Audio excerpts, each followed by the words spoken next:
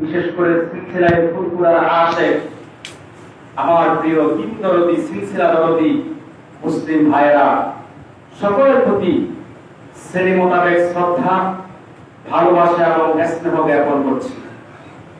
শুরুতেই প্রশংসা আদায় করছি আল্লাহ গফুর রহিমের দরবারে, যে মহিয়ান বলিয়ান সর্বশক্তিমান আল্লাহ গফুর রহিম আমাদেরকে আজকের এই মোবারক মুতাবারক বেহেশতি মজলিসে দলমত নির্বিশেষে হাজার হাজার জনতাকে দয়া করে আশার বসার তৌফিক ভিক্ষা দান করেছেন।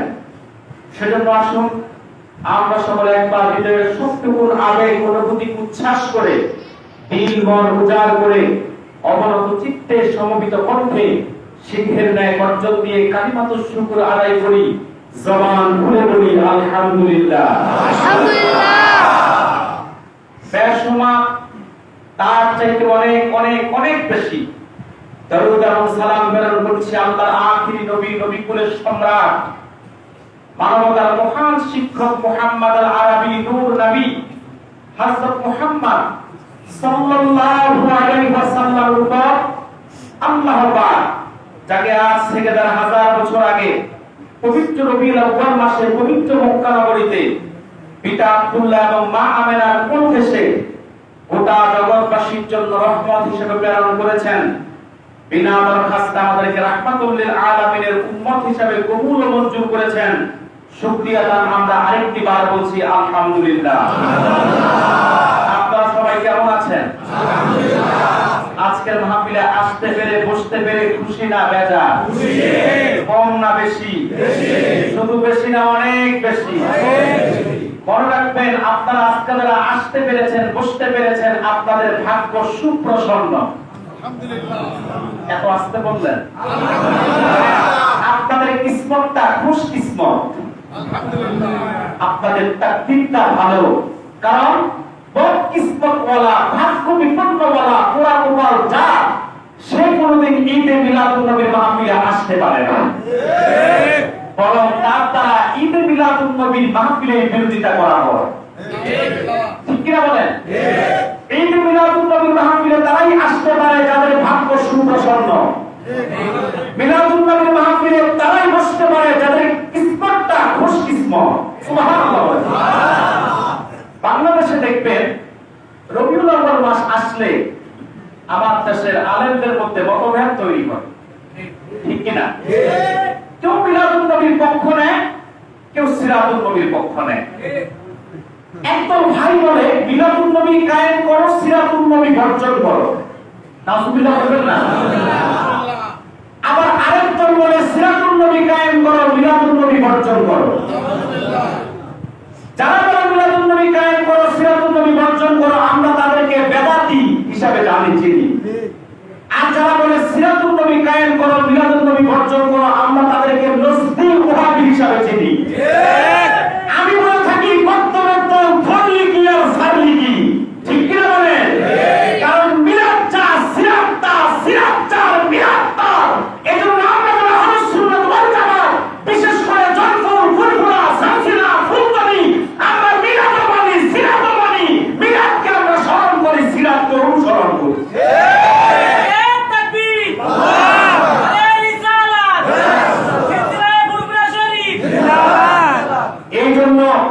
আমরা উপমহাদেশে এক বুক সাহস নিয়ে বলতে পারি, আমরা তারা মাসলাকে জয়ফুল, মাসলাকে ফুরফুরা, আমরাই খাঁটি সুন্নি, আমরাই আহলে হক। কারণ আমাদের মধ্যে না আছে বাড়াবাড়ি, না আছে সারাসারি।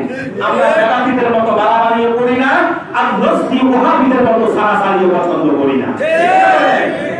তো আমরা মিলাদও মানি, সিরাতও মানি। মিলাদকে আমরা স্মরণ করি, সিরাতকে অনুসরণ করি। এই যে ফিতনার এই যুগে মিলাদুন নবী, সিরাতুন নবী নিয়ে যে যুগে চলছে বাড়াবাড়ি, এবং উম্মতের অন্তর থেকে নবীর প্রেম ভালোবাসাকে মুছে দেওয়ার জন্য সোশ্যাল মিডিয়া বলেন, প্রিন্ট মিডিয়া বলেন, ইলেকট্রিক মিডিয়া বলেন, ইউটিউব বলেন, ফেসবুক বলেন, জায়গায় জায়গায় হুজুর বেচারা আলেমের সুরজে বসে গিয়েছে ফতোয়াবাজি করে কিভাবে আশিকের অন্তর থেকে নবীর প্রেমকে মুছে দেওয়া যায়। কিন্তু সেই সময়ও আজকের এই খানকায় সিদ্দিকিয়া নিয়ামতগঞ্জ দরবারের আশিকরা হাজার হাজার আশিক ঐক্যবদ্ধ হয়ে জড়ো হয়ে বসে গিয়েছে, বলেন সুবহানাল্লাহ। তার মানে হচ্ছে আপনারা যারা এই দরবারের ভক্তবিন্দু আসে, নিঃসন্দেহে আপনাদের কিসমতটা খুশ কিসমত আর ভাগ্যটা সুপ্রসন্ন। একটু জোরে বলুন না সুবহানাল্লাহ। সম্মানিত সুধী, আজকে আমি কোরআনুল কারীম সূরাতুল আলে ইমরান থেকে 33 নং আয়াত আপনাদের সম্মুখে তুলে ধরেছি, তেলাওয়াত করেছি। এই তেলাওয়াতকৃত আয়াতের আলোকে নির্ভরযোগ্য মুফাসসির এবং মুহাদ্দিসগণের দৃষ্টিকোণ থেকে আমি চেষ্টা করব কিছু ব্যাখ্যা এবং রাসূলুল্লাহ সাল্লাল্লাহু আলাইহি সাল্লাম কেন্দ্রিক কিছু বক্তব্য আপনাদের সামনে তুলে ধরার জন্য। যদি আল্লাহ রাসূল রহিম দয়া করে আমাকে এবং আপনাদেরকে বলার ও শোনার তৌফিক বিদ্যা দান করে, বলি আল্লাহুম্মা আমিন। আমি অত্যন্ত আনন্দিত আপনাদের উপস্থিতি দেখে। আলহামদুলিল্লাহ, যেই পরিমাণ লোকজন সমাগম হয়েছে, এটা যেই কোনো একটা বড় মাঠ ভরে যেত। আমার মনে হয় আপনাদের বাৎসরিক মাহফিলের যে মাঠ, সেটাই ভরে যেত, কারণ ভিতরে যা আছে তার থেকে কয়েক গুণ লোক বাইরে আছে। আলহামদুলিল্লাহ। সম্মানিত সুধী, আমরা তেলাওয়াতকৃত আয়াতের আলোকে ব্যাখ্যা শুনব। সূরাতুল আলে ইমরান এটি কোরআনুল কারীমের তৃতীয় সূরা। কত নাম? দেখুন, আমার সাথে কিন্তু কথা বলতে হবে। একটা হচ্ছে ওয়াজ আর একটা হচ্ছে আওয়াজ। ওয়াজ শুনতে হলে আমাকে সাপোর্ট করতে হবে। বাংলাদেশে কিন্তু এখন ওয়াজের চাইতে আওয়াজ বেশি হয়।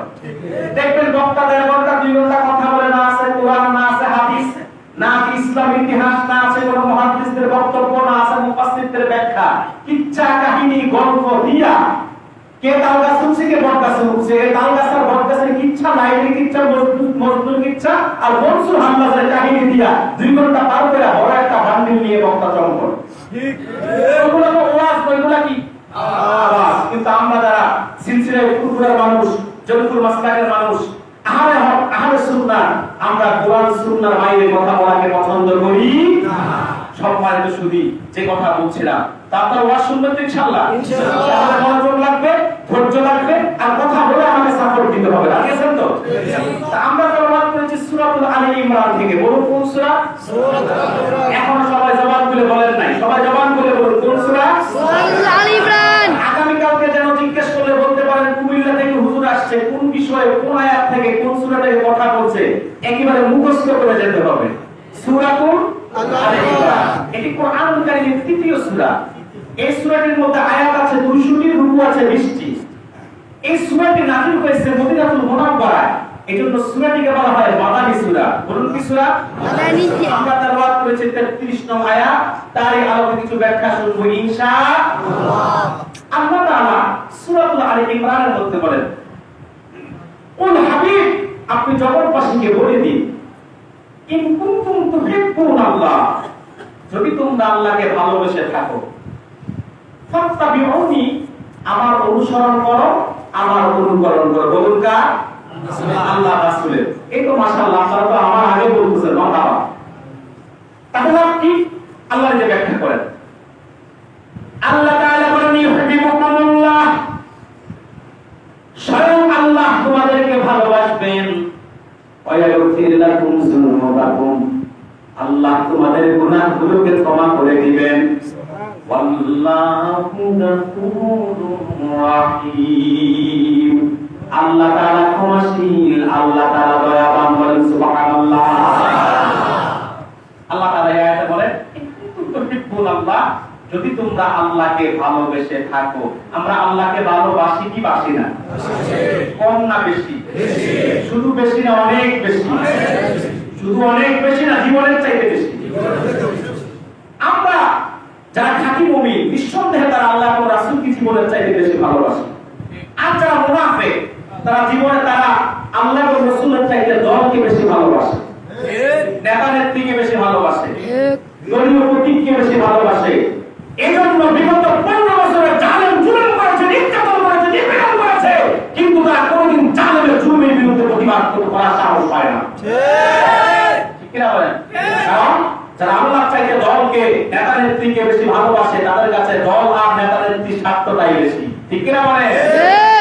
তো আল্লাহকে আমরা ভালোবাসি জীবনের চাইতে বেশি। এখন আল্লাহকে যখন জীবনের চাইতে বেশি ভালোবাসবেন, এই স্বীকৃতি আপনি দিলেন, তখন আল্লাহ তাআলা আপনাকে দায়িত্ব দিয়েছে, সেটা কি? ফাত্তাবিউনি, বলে হাবিব আপনি বলে দিন আমার অনুগত করো, আমি তাকে আল্লাহ রাসূল বলেন সুবহানাল্লাহ। মনে রাখবেন রাসূলুল্লাহর ইত্তেবা, রাসূলুল্লাহর অনুসরণ, রাসূলুল্লাহর ইতাআতই হলো ইসলাম।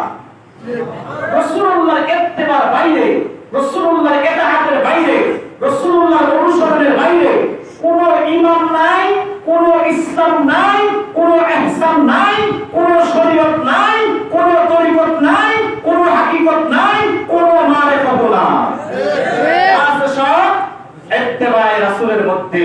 সুবহানাল্লাহ বলবেন না? সুবহানাল্লাহ। আর ইত্তেবার জন্য ১৫০০ বছর আগে আল্লাহর হাবিব সাল্লাল্লাহু আলাইহি সাল্লাম রেখে গিয়েছেন এক সুমহান আদর্শ।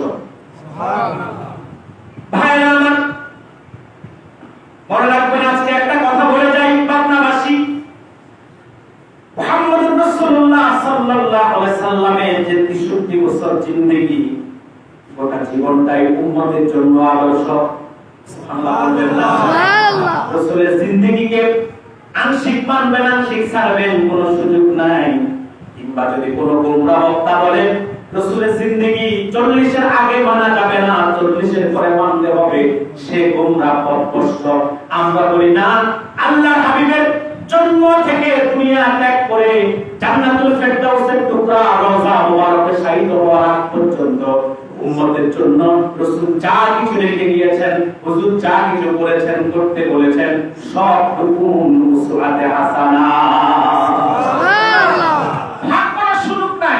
বাংলাদেশের মসজিদের কিছু দালাল আছে, মুসআদের পয়সা খেয়ে ইসরায়েলের দালালি করে এই দেশের মানুষের ঈমান আকীদা নষ্ট করার জন্য তারা মাঠে ময়দানে কাজ করে। এই ভণ্ড মৌলবীরা, সালাফি সম্প্রদায়, এরা মাঠে ময়দানে বলে বেড়ায় মুহাম্মদ তো ৪০ এর পরে নবী, আগে না, অতএব ৪০ এর আগের জীবনী মানা যাবে না, ৪০ এর পরেরটা মানতে হবে। নাউযুবিল্লাহ, নাউযুবিল্লাহ। মনে রাখবেন, যারা বলে রাসূলুল্লাহ ৪০ এর আগে নবী ছিল না, ৪০ এর পরে নবী, রাসূলের ৪০ এর আগের জীবনী গ্রহণীয় নয়। আমি স্পষ্ট বলে যাচ্ছি, তারা বেঈমান, প্রতারক, ধোঁকাবাজ, মুমিনের দালাল ছাড়া কিছু হতে পারে না। মনে রাখবেন, এদের কাজই করছে মানুষের ঈমান আকীদা ধ্বংসের জন্য সুকৌশলে চেষ্টা করে যাওয়া। ঠিক না বলেন? ঠিক। সম্মানিত সুধী, যে কথা বলছিলাম, রাসূলুল্লাহ ৬৩ বছরের জিন্দেগি, রাসূলুল্লাহ যে আদর্শ রেখে গিয়েছেন, সেটা ইত্তেবা উম্মতকে করতে হবে। সুবহানাল্লাহ বলবেন না? সুবহানাল্লাহ। রাসূলের ৬৩ বছরের জিন্দেগিটা ৩ ভাগে বিভক্ত। কয় ভাগে? ৩ ভাগে। প্রথম ৪০ বছর ছিল একরকম, ৪০ থেকে ৫৩ পর্যন্ত ১৩ বছরের পরিবেশ ছিল আরেক রকম, আর ৫৩ থেকে ৬৩ পর্যন্ত ১০ বছরের পরিস্থিতি ছিল আরেক রকম। আপনারা জানেন, আল্লাহর হাবিবের ৬৩ বছরের জিন্দেগির প্রথম যে ৪০ বছর, এই ৪০ বছরে আল্লাহর হাবিবের কোনো শত্রু ছিল না, আল্লাহর হাবিবের কোনো বিরোধিতাকারী ছিল না। মুহাম্মদকে সবাই এক বাক্যে ভালো মানুষ হিসেবে জানতো, চিনত, ভালো মানুষের স্বীকৃতি দিত, এবং তারা মুহাম্মদ রাসূলুল্লাহকে ভালোবাসতো। কিন্তু ৪০ বছর যখন নবুয়তের প্রকাশ ঘটলো, তার মানে বলেন না হুজুর ৪০ এর আগে কি নবী ছিল? না, নবী ছিল, তবে নবুয়ত আল্লাহ প্রকাশ করেন নাই। এই ব্যাপারে স্পষ্ট হাদিস আছে। আল্লাহর হাবিবকে সাহাবায়ে কেরাম জিজ্ঞেস করে, হুজুর মাতা কুনতা নাবিয়্যা?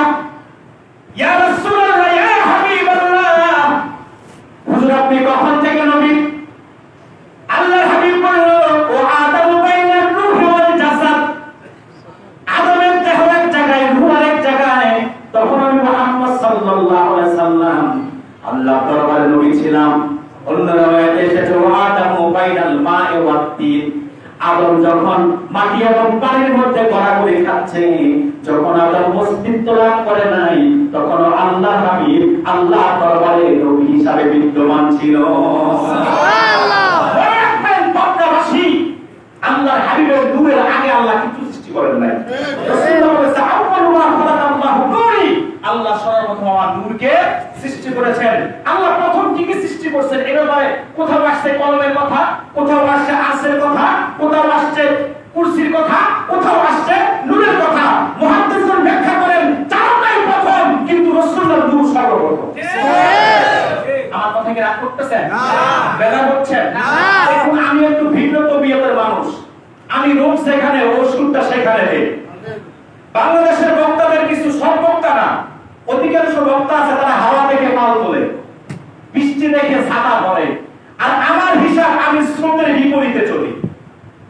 বাংলাদেশের বক্তারা জায়গায় গিয়ে আগে পরিবেশ বিবেচনা করে যে এই এলাকায় কাদের লোক বেশি কাদের লোক নাই।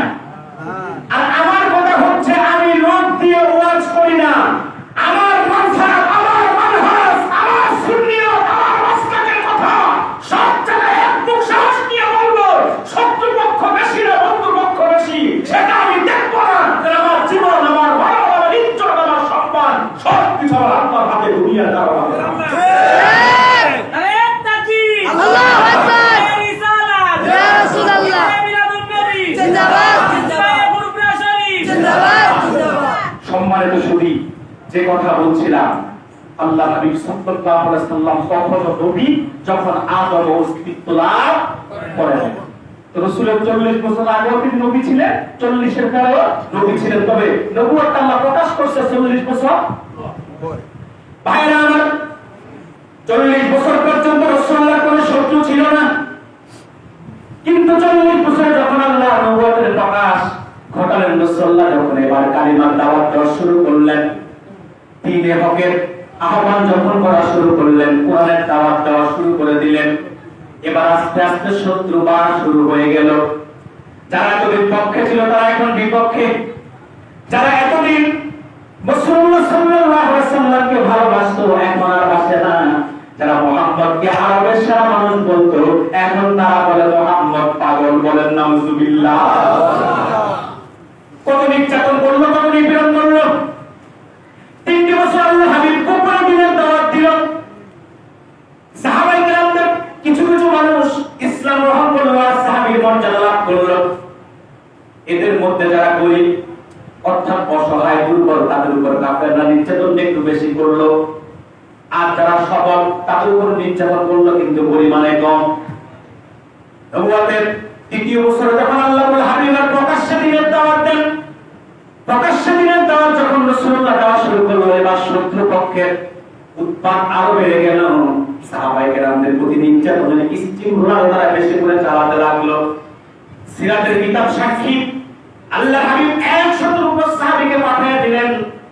আল্লাহ হাবিব 100 উপর সাহাবীকে পাঠিয়ে দিলেন আবিসিনিয়া। সে সময় আবিসিনিয়ার বাদশা ছিল বাদশা নাজ্জাশী, খুব ভালো মানুষ ছিল, রাসূলুল্লাহ জানতেন। আল্লাহ হাবিব সাহাবীদেরকে বলল, সাহাবীরা তোমরা আবিসিনিয়ায় চলে যাও, বাদশা নাজ্জাশী ভালো মানুষ, তার দ্বারা তোমাদের কোনো ক্ষতি হবে না। আমি পুরো ঘটনাগুলো বলবো না, শুধু মূল বিষয়টা আমি বলে যাচ্ছি। এরপরে সাহাবায়ে কেরাম যারা ছিল তাদের উপর নির্যাতন আরো বাড়িয়ে দিল কাফেররা। নবুয়তের 70 বছর রাসূলুল্লাহকে শিয়াবে আবি তালিবের মধ্যে জেলখানায় নিল। 10 বছর পর্যন্ত রাসূলুল্লাহ জেলে ছিল। 10 বছরের সময়, নবুয়তের 10 বছরের সময় জেল থেকে রাসূলুল্লাহকে মুক্তি দিল। মানুষজন ইসলাম গ্রহণ না করতে পারে, কোন রকমের নির্যাতন নিপীড়ন দিয়ে আঘাত করে সাহাবায়ে কেরামদেরকে আঘাত করে দিন থেকে দূরে সরাতে পারে না। আপনারা জানেন হযরত সুমাইয়াকে কাবার চত্বরে তারা শহীদ করেছিল। ও বাগদার মানুষ, মনে রাখবেন ইসলামের জন্য সর্বপ্রথম কোন পুরুষ জীবন দেয় নাই।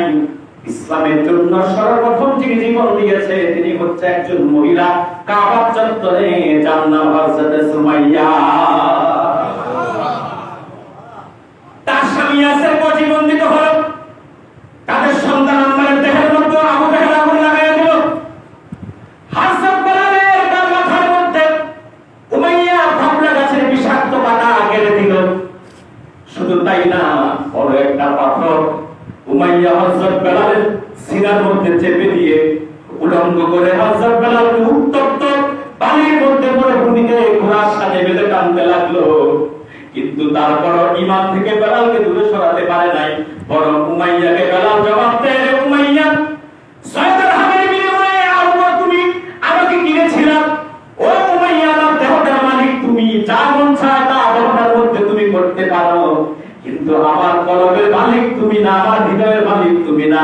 আমাকে যদি কেটে টুকরা টুকরা করে দাও, তারপর আমার অন্তর থেকে আল্লাহ এবং নবীর ভালোবাসা তুমি দূরে সরাতে পারবে না।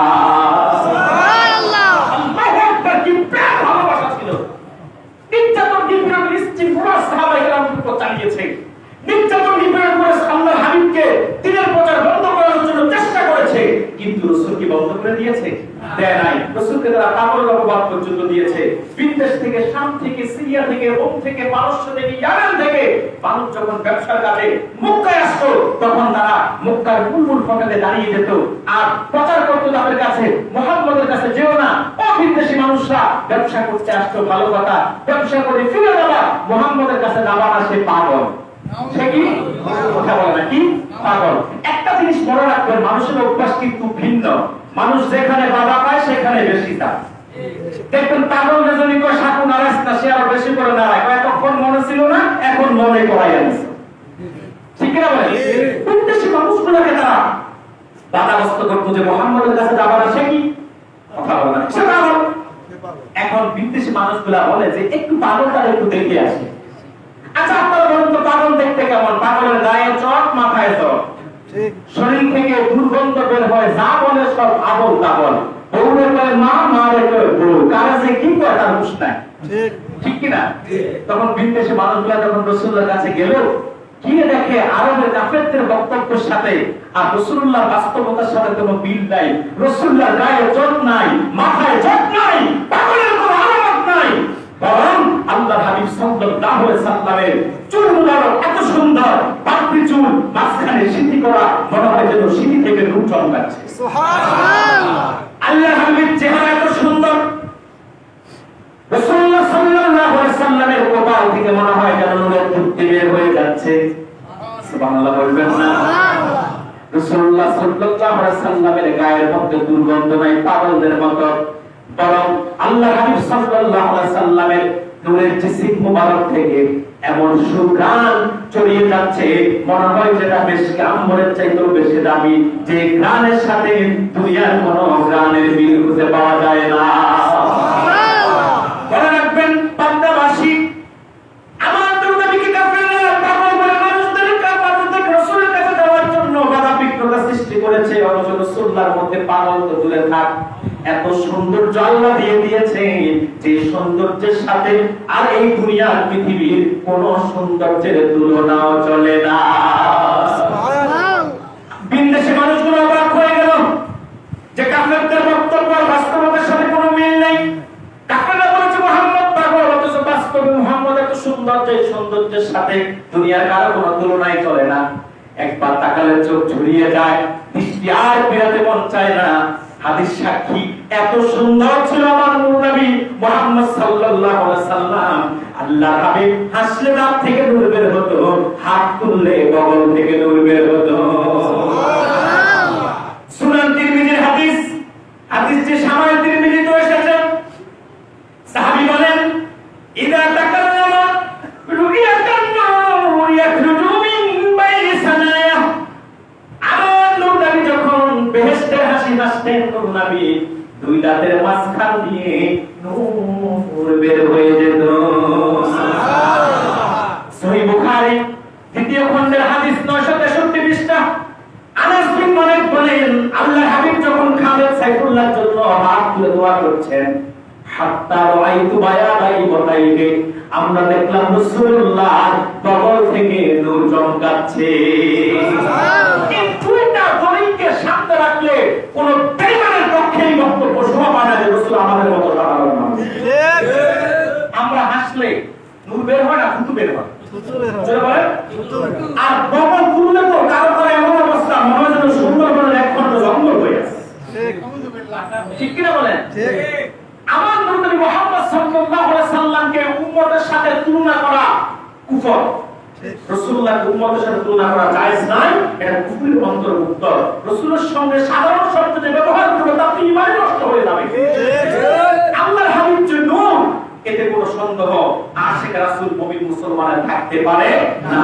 রাসূলুল্লাহর নূরের ব্যাপারে কত দলিল লাগবে তোমাদের? কোরআনেই তো আছে, তোমরা তো খুঁজে পাও না, কারণ তোমাদের হাত ছোট পাথরের মতো আর চোখের মধ্যে কাঠের চশমা।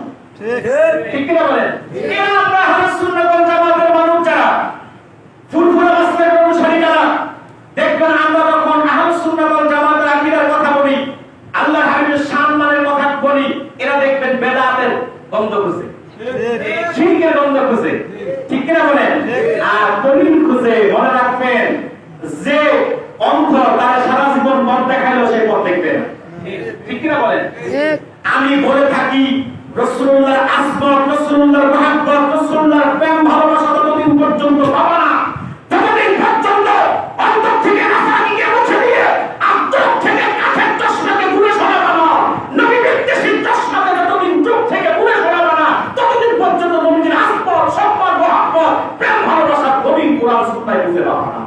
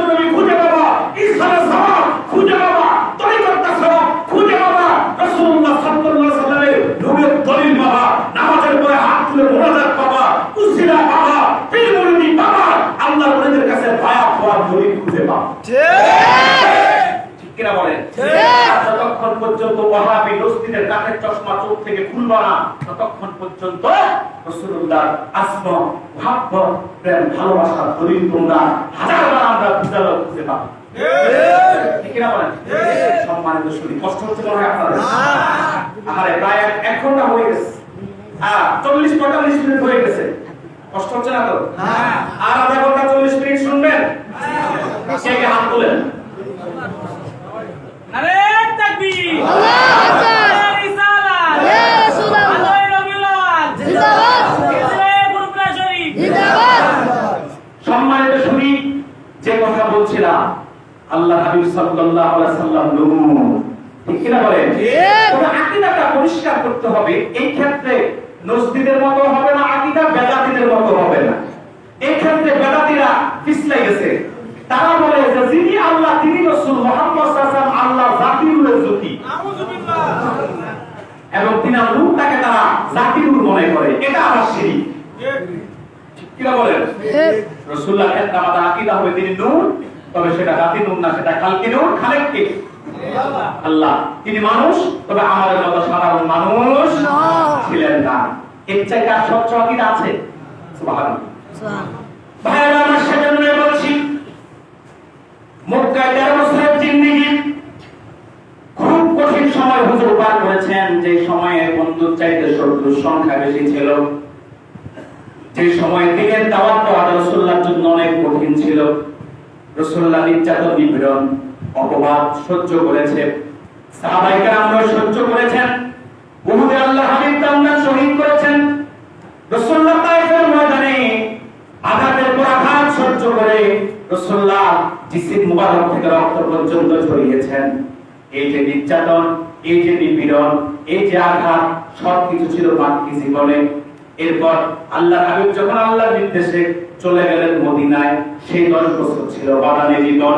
রাসূলের এই যে 3টি ভাগে বিভক্ত জীবন, 40-এর আগে, 40-এর পরে 13 বছর মাক্কি জীবন, আর তারপরে 10 বছর মাদানী জীবন।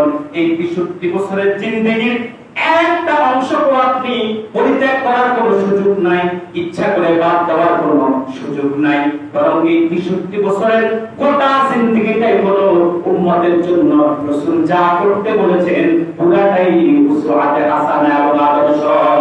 সুবহানাল্লাহ। এখন একটা প্রশ্ন আসে, হুজুর রাসূলুল্লাহ সাল্লাল্লাহু আলাইহি ওয়াসাল্লামের ইত্তেবা আমরা করব, নির্দেশ কার? আল্লাহ। আর ইত্তেবার জন্য রাসূল রেখে গিয়েছেন কি? আদর্শ। ঘোষণা কার? আল্লাহ। আল্লাহ নিজে কোরআনে বলছেন, লাকাদ কানা লাকুম ফি রাসূলিল্লাহি উসওয়াতুন হাসানাহ। সূরা হাজারে আল্লাহ বলছে যে নিশ্চয়ই তোমাদের জন্য মুহাম্মদ সাল্লাল্লাহু আলাইহি ওয়াসাল্লামের মধ্যে রয়েছে সর্বোত্তম আদর্শ। এখন প্রশ্ন হলো যে আদর্শটা রাসূল 63 বছর জিন্দেগিতে রেখে গিয়েছেন, সেই আদর্শটা কেমন ছিল? প্রশ্ন আসে না? কথা বলে না। আপনি যে রাসূলের আদর্শটা মানবেন, ইত্তেবা করবেন, রাসূলের আদর্শটা যে ইত্তেবা করবেন, রাসূলের আদর্শের আনুগত্য যে করবেন, সেটা কেমন ছিল জানার দরকার আছে না নাই? আছে। আছে না নাই? আছে। ভাইরা আমার, কেমন ছিল আল্লাহর হাবিবের আদর্শ? কোরআন সাক্ষী, হাদিস সাক্ষী, রাসূলুল্লাহর আদর্শের চাইতে উত্তম আদর্শ আর পৃথিবীতে কেউ কোনোদিন প্রতিষ্ঠিত করতে পারবে না, জাতিকে উপহার দিতে পারবে না। কারণ হলো আদর্শের সম্পর্ক হলো চরিত্রের সাথে। যার চরিত্র যেমন তার আদর্শটাও তেমন। সুবহানাল্লাহ বলবেন না? সুবহানাল্লাহ। আদর্শের দুইটা দিক, একটা হলো ভালো আর একটা হলো মন্দ। আর সেটা আপনাকে যদি জাস্টিফাই করতে হয়, আগে ব্যক্তির চরিত্র দেখতে হবে। ব্যক্তির চরিত্র যেমন তার আদর্শটাও তেমন হবে। ব্যক্তির চরিত্র যদি মন্দ দিক থাকে, আদর্শটা খারাপ হবে। ব্যক্তির চরিত্র যদি ভালো দিক থাকে, আদর্শটাও ভালো হবে। আল্লাহর হাবিবের আদর্শটা যেটা উম্মতের জন্য হুজুর রেখে গিয়েছেন, সে আদর্শটা কেমন ছিল সেটা যদি আপনাকে জানতে হয়, আগে নূর নবীর চরিত্রটা কেমন তা দেখতে হবে। আল্লাহর হাবিবের চরিত্র কেমন, যে চরিত্রের উপর প্রতিষ্ঠিত আদর্শ। ও বান্দাবাসী, মনে রাখবেন, রাসূলুল্লাহর চরিত্রের চাইতে চরিত্রের সাথে পৃথিবীর কারো চরিত্রের কোনো তুলনাই চলে না। ঠিক। এত উন্নত চরিত্র পৃথিবীবাসী কার কেউ কোনোদিন উপহার দিতে পারেও নাই। রাসূলের চরিত্র কেমন আমি এক এক করে কয়েকটা দৃষ্টান্ত আপনাদেরকে দিয়ে যাই। এত উত্তম চরিত্র অধিকারী ছিল মুহাম্মদ।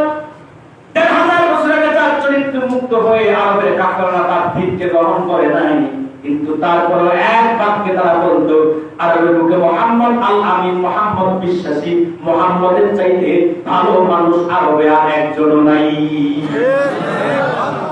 এত দামি চরিত্র অধিকারী ছিল মুহাম্মদ, যার চরিত্রের মধ্যে একটা মিথ্যা কথা ছিল না। আজকে আমরা যারা রাসূলের উম্মত, আমাদের চরিত্রের মধ্যে মিথ্যা কথা আছে না নাই? আছে। কম না বেশি? বেশি। এত বেশি, মোবাইল বাই হয়ে তো আরো বেশি। কথা বলছেন না কেন? আগে তো সরাসরি যা হওয়ার হয়ে যাইতো, কিন্তু এখন মোবাইল বাই হয়ে আসে পাপড়াই কয় আসি বেড়া। ঠিক না বলেন? আমাদের মধ্যে মিথ্যা সরাসরি আছে না নাই? অনেক উম্মত কোনদিন, মুসলিম উম্মত কোনদিন মিথ্যা আশ্রয় গ্রহণ করতে পারে না। কারণ যে নবী জীবনে একটা মিথ্যা কথা বলে নাই, সেই নবীর উম্মতের পক্ষে মিথ্যা কথা বলা কখনো সুযোগ নাই। হুজুর বলেছেন যে হাত্তাসা কাযাবা, মিথ্যা কথা বলা হচ্ছে মুনাফিকের আলামত। মিথ্যা কথা বলা কার আলামত? মুনাফিকের আলামত। মুনাফিকরা কথা যখন বলে শুধু শুধু মিথ্যা বলে। মুনাফিকদের একটা অভ্যাসই হচ্ছে, খাসকবি হচ্ছে, এরা বেশি বেশি কি বলে? মিথ্যা বলে, মিথ্যা কথা বলে। ভাইরা আমার, তো যেই লোক রাসূলের চরিত্রটা তো দামি ছিল, যার চরিত্রের মধ্যে একটা মিথ্যা কথাও ছিল না ৬৩ বছরের জিন্দেগিতে। শুধু তাই না, আল্লাহর হাবিবের চরিত্রটা এত দামি ছিল, এত দামি ছিল, যার চরিত্রের মধ্যে ৬৩ বছরের জিন্দেগিতে কখনো আমানতের খেয়ানত হয় নাই। আজকে আমাদের মধ্যে আমানতের খেয়ানতের অভাব নাই। আমরা আজকে কত যে আমানতের খেয়ানত করি তার কোনো হিসাব নাই। দায়িত্বের খেয়ানত আছে না নাই? কথা বলতে গেলে খেয়ানত আমাদের আছে না নাই? কাজে কর্মে আমাদের দ্বারা খেয়ানত হয়ে যায়, কিন্তু রাসূলুল্লাহ ৬৩ বছর জিন্দেগিতে একটা আমানতের খেয়ানত হয় নাই। এত উন্নত চরিত্র অধিকারী ছিল রাসূলুল্লাহ, যিনি কিনা শত্রুপক্ষেও খেয়ানত কোনদিন করেন নাই। বরং যখন হিজরত করে চলে যাবেন মক্কা থেকে মদিনায়, কাফেরদের দাবি দাবি সম্পদ রাসূলুল্লাহর কাছে আমানত ছিল। ইচ্ছা করলে তো সবগুলো নিয়ে মদিনায় থাকতে পারতো, পারতো কিনা বলেন? আজকে উম্মতের মধ্যে কি আমানতদারিতা বেশি নাকি খেয়ানত বেশি? এজন্য দেখেন নাই 15 বছর জাল উৎপাত করছে, কিচ্ছু আমাদের জন্য রেখে যায় নাই। সে জাল মতো সব বিদেশে বাজার করে দিছে, কিচ্ছু রেখে যায় নাই, সব নিছে। ঠিক কিনা বলেন? এমন চুরি আর দুর্নীতি করেছে গত 15 বছর, ওটা দেশটাকে একটা ফলাবিহীন ঝুড়িতে পরিণত করেছে। ঠিক কিনা বলেন? সম্মানিত শুনি, যে কথা বলছিলাম, অথচ আল্লাহর হাবিব হিজরতের দাওয়াত যেতে রাসূলুল্লাহ হিজরত করবেন, হযরত আলী বলল, আলী আমি তো চলে যাব হিজরত করে, কাফেরদের দামি সম্পদগুলো আমার কাছে আমানত আছে, তুমি থেকে যাও, আগামীকাল যখন কাফেররা আসবে কাফেরদের সম্পদগুলো কাফেরদের হাতে উঠে আসবে। কত বড় আমানতদারিতা! আল্লাহু আকবার বলেন। আল্লাহু আকবার। শুধু তাই নয় ভাইরা, রাসূলের চরিত্র এত দামি ছিল, ৬৩ বছরের জিন্দেগিতে আল্লাহর হাবিবের চরিত্রের মধ্যে মুহূর্তের জন্য বেইনসাফি, এক মুহূর্তের জন্য রাসূলুল্লাহ চরিত্রের মধ্যে অবিচার, অন্যের প্রতি জুলুম করা মোটেও ছিল না। বরং ৬৩টা বছর জিন্দেগিয়ে ইনসাফ, আদালত আর ন্যায় বিচার রাসূল উপহার দিয়েছে। শিশু বয়সে তো মুহাম্মদ ইনসাফের দৃষ্টান্ত স্থাপন করেছেন। ওলামায়ে কেরামদের জবানে আপনারা অবশ্যই শুনেছেন রাসূলুল্লাহ তুতমা ছিল হালিমাতুস সাদিয়া রাদিয়াল্লাহু তাআলা আনহা। হযরত হালিমাতুস সাদিয়া যখন রাসূলুল্লাহকে নিয়ে গেল, তার আরেকটা সন্তান ছিল রাসূলুল্লাহ তুতবাই। হালিমাতুস সাদিয়া রাসূলুল্লাহকে দুই স্তনের দুধ পান করাতে পারে নাই। মুহাম্মদ রাসূলুল্লাহ শিশু বয়সে ইনসাফ শিক্ষা দিয়েছেন, ইনসাফের দৃষ্টান্ত স্থাপন করেছেন। একটি স্তনের দুধ হুজুর পান করেছেন, আরেকটি স্তনের দুধ তার দুধ পাইয়ের জন্য রাসূলুল্লাহ রেখে দিয়েছে। এত বড় আদালতের ইনসাফ ন্যায় বিচার তার মধ্যে ছিল। তার ইনসাফ, তার ন্যায় বিচারের ক্ষেত্রে যদি রায়টা মুসলমানদের বিপক্ষে, যখন রাসূলুল্লাহ মুসলমানদের বিপক্ষে রায় দিয়েছেন, আপনি আমি তো ইনসাফের আদালতের ক্ষেত্রে নিজেদেরকে ঠিক রাখতে পারি না, বরং নিজের স্বার্থ যখন আসে, স্বার্থের বিরুদ্ধে যখন আসে, তখন সিস্টেমে রায়টা নিজের দিকে ঘুরায় আনে। কথা বলছেন না কেন? দেখি যে প্রকাশ্য সম্ভব না, কায়দা করে গুলাই। যখন দেখি যে কায়দা করলো আমার দিকে রায় আসবে না, তখন 10 বছর 15 বছর 14 বছর ঝুলাইয়া বিচারিয়ার করার আমরা ব্যবস্থা রাখি না। এজন্যই তো বলে বিচারের পানি নিভৃতে কাঁদে। ঠিক কিনা বলেন? এটাই তো করি আমরা। নিজেদের স্বার্থ যখন আসে, চেষ্টা করি কিভাবে রায়টা নিজের দিকে আনা যায়। যখন দেখে যে সুযোগ নাই, তখন চেষ্টা করে কায়দা করে আনা যায় কিনা, একটু সাক্ষী টাক্ষী জোগাড় টোগাড় করে মিথ্যা সাক্ষ্য করিয়া পারা যায় কিনা। দেখে যে সেটাও সুযোগ নাই, তখন কি করে 10 বছর 14 বছর 20 বছর ঝুলাইয়া ওই যে যারা রায় পাওয়ার বা না পাওয়ার তারা কবর চলে যায়, রায় আর হয় না। এইরকম বেইনসাফি তো আমরা করি। অথচ আল্লাহর হাবিবের ইনসাফ আদালত কেমন ছিল, আমি একটা হাদিস শোনাই আনি। ১,৫০০ বছর আগে রাসূলুল্লাহ দরবারে নববীতে এক ইহুদি এবং এক মুসলিম দুইজন আসলেন। যুদ্ধের একটা ঢাল নিয়ে তাদের সাথে দ্বন্দ্ব হলো। কি নিয়ে? যুদ্ধের ঢাল নিয়ে। আল্লাহর হাবিবের কাছে আসলো বিচারের জন্য। রাসূলুল্লাহর কাছে আসলো, রাসূল সাল্লাল্লাহু আলাইহি ওয়াসাল্লাম সাক্ষ্য প্রমাণ গ্রহণ করলেন। রাসূল দেখলেন সাক্ষ্য প্রমাণের ভিত্তিতে রায় পায় ইহুদি। রায় কে পায়? ইহুদি। রাসূলুল্লাহ সাল্লাল্লাহু আলাইহি ওয়াসাল্লাম মুসলিমের পক্ষে রায় দিলেন না, ইহুদির পক্ষে রায় দিয়ে দিলেন। সুবহানাল্লাহ। মুসলিম নামধারী মুনাফিক এটা মানতে পারলো না। মুসলিম নামধারী মুনাফিক বলে আমি মুসলমান, আমি নামাজ পড়ি, আমি রোজা রাখি, আমি যাকাত দেই। রাসূলুল্লাহ আমার পক্ষে রায় দিলেন না, ইহুদির পক্ষে রায় দিলেন। এই রায় আমি মানি না। দ্বিতীয় বিচারের জন্য গেল হযরত ওমরের কাছে। কার কাছে গেল? চিন্তা করলো ওমর তো গরম মানুষ, গেলে ইহুদিকে দেখলে আগে ওমর পিটাইয়া শায়েস্তা করে দিবে, কারণ গরম মানুষ। এখন গেল ইহুদি যুবক এবং মুসলিম নামধারী মুনাফিক হযরত ওমরের কাছে গিয়ে বলল, ওমর এই এই ঘটনা বিচার করো। ইহুদি যুবক বলে, হযরত ওমর বিচার করেন, কোনো সমস্যা নাই, তবে শুনেন এই বিচার কিন্তু আরেকবার হয়ে গেছে দরবারে নববীতে। রাসূলুল্লাহ রায় দিয়েছে, রায় পেয়েছি আমি। সুবহানাল্লাহ বলবেন না? সুবহানাল্লাহ। মুসলিম নামধারী যুবক মানে নাই, বিদায় আপনার কাছে দ্বিতীয় বিচারের জন্য এসেছে। হযরত ওমর বলে, আনতুমা মাকানাকুমা হাত্তা আরজিয়া ইলাইকুমা। এখানে দাঁড়াও, আমি ভিতর থেকে আসছি। হযরত ওমর ভিতরে গেল, দাঙ্গা তরবারিকে নিলেন আর কোষ মুক্ত করলেন। আর বচন দিয়ে বললেন, রাসূলুল্লাহ এর উপরে দ্বিতীয়বার ওমর আদালতে বিচারের জন্য আসে। ওমর আদালতে একটাই রায়, সেটা হচ্ছে আল্লাহ আকাশের নিচে জমিনের উপর বেঁচে থাকার কোনো অধিকার তার না। সুবহানাল্লাহ। সুবহানাল্লাহ। এটাই তো ইনসাফ, এটাই তো আদালত, এটাই তো ইনসাফ। মাহমুদ নবীর ইনসাফ এত বেশি ছিল, যার ইনসাফ থেকে একটা ইহুদিও কোনোদিন বঞ্চিত হয় না, একটা বিধর্মীয় কোনোদিন বঞ্চিত হয় না। আল্লাহু আকবার, আল্লাহু আকবার। ভাইরা, রাসূলুল্লাহর চরিত্র তো দাবি ছিল, যার চরিত্রের মধ্যে ৬৩ বছর জিন্দেগিতে একটা বন্য প্রাণী, একটা পশু পাখিও পর্যন্ত রাসূলুল্লাহর ভালোবাসা দয়া থেকে বঞ্চিত হয় নাই।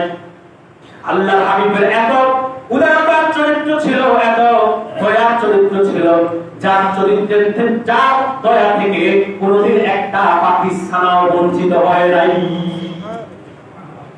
শুধু তাই না ভাইরা, এত দামি চরিত্র অধিকারী ছিল মুহাম্মদ, যার চরিত্রের মধ্যে ছোটদের জন্য ছিল স্নেহ, বড়দের জন্য ছিল শ্রদ্ধা, সম্মান, ভালোবাসা, যার চরিত্রের মধ্যে ছিল উদারতা, যার চরিত্রের মধ্যে ছিল অন্য ধর্মের অধিকার নিশ্চিত করা। শুধু তাই না, যার চরিত্র এত দামি ছিল, যার চরিত্রের মধ্যে 11 জন বিবি পর্যন্ত কোনদিন বৈষম্যের শিকার হন নাই। সুবহানাল্লাহ।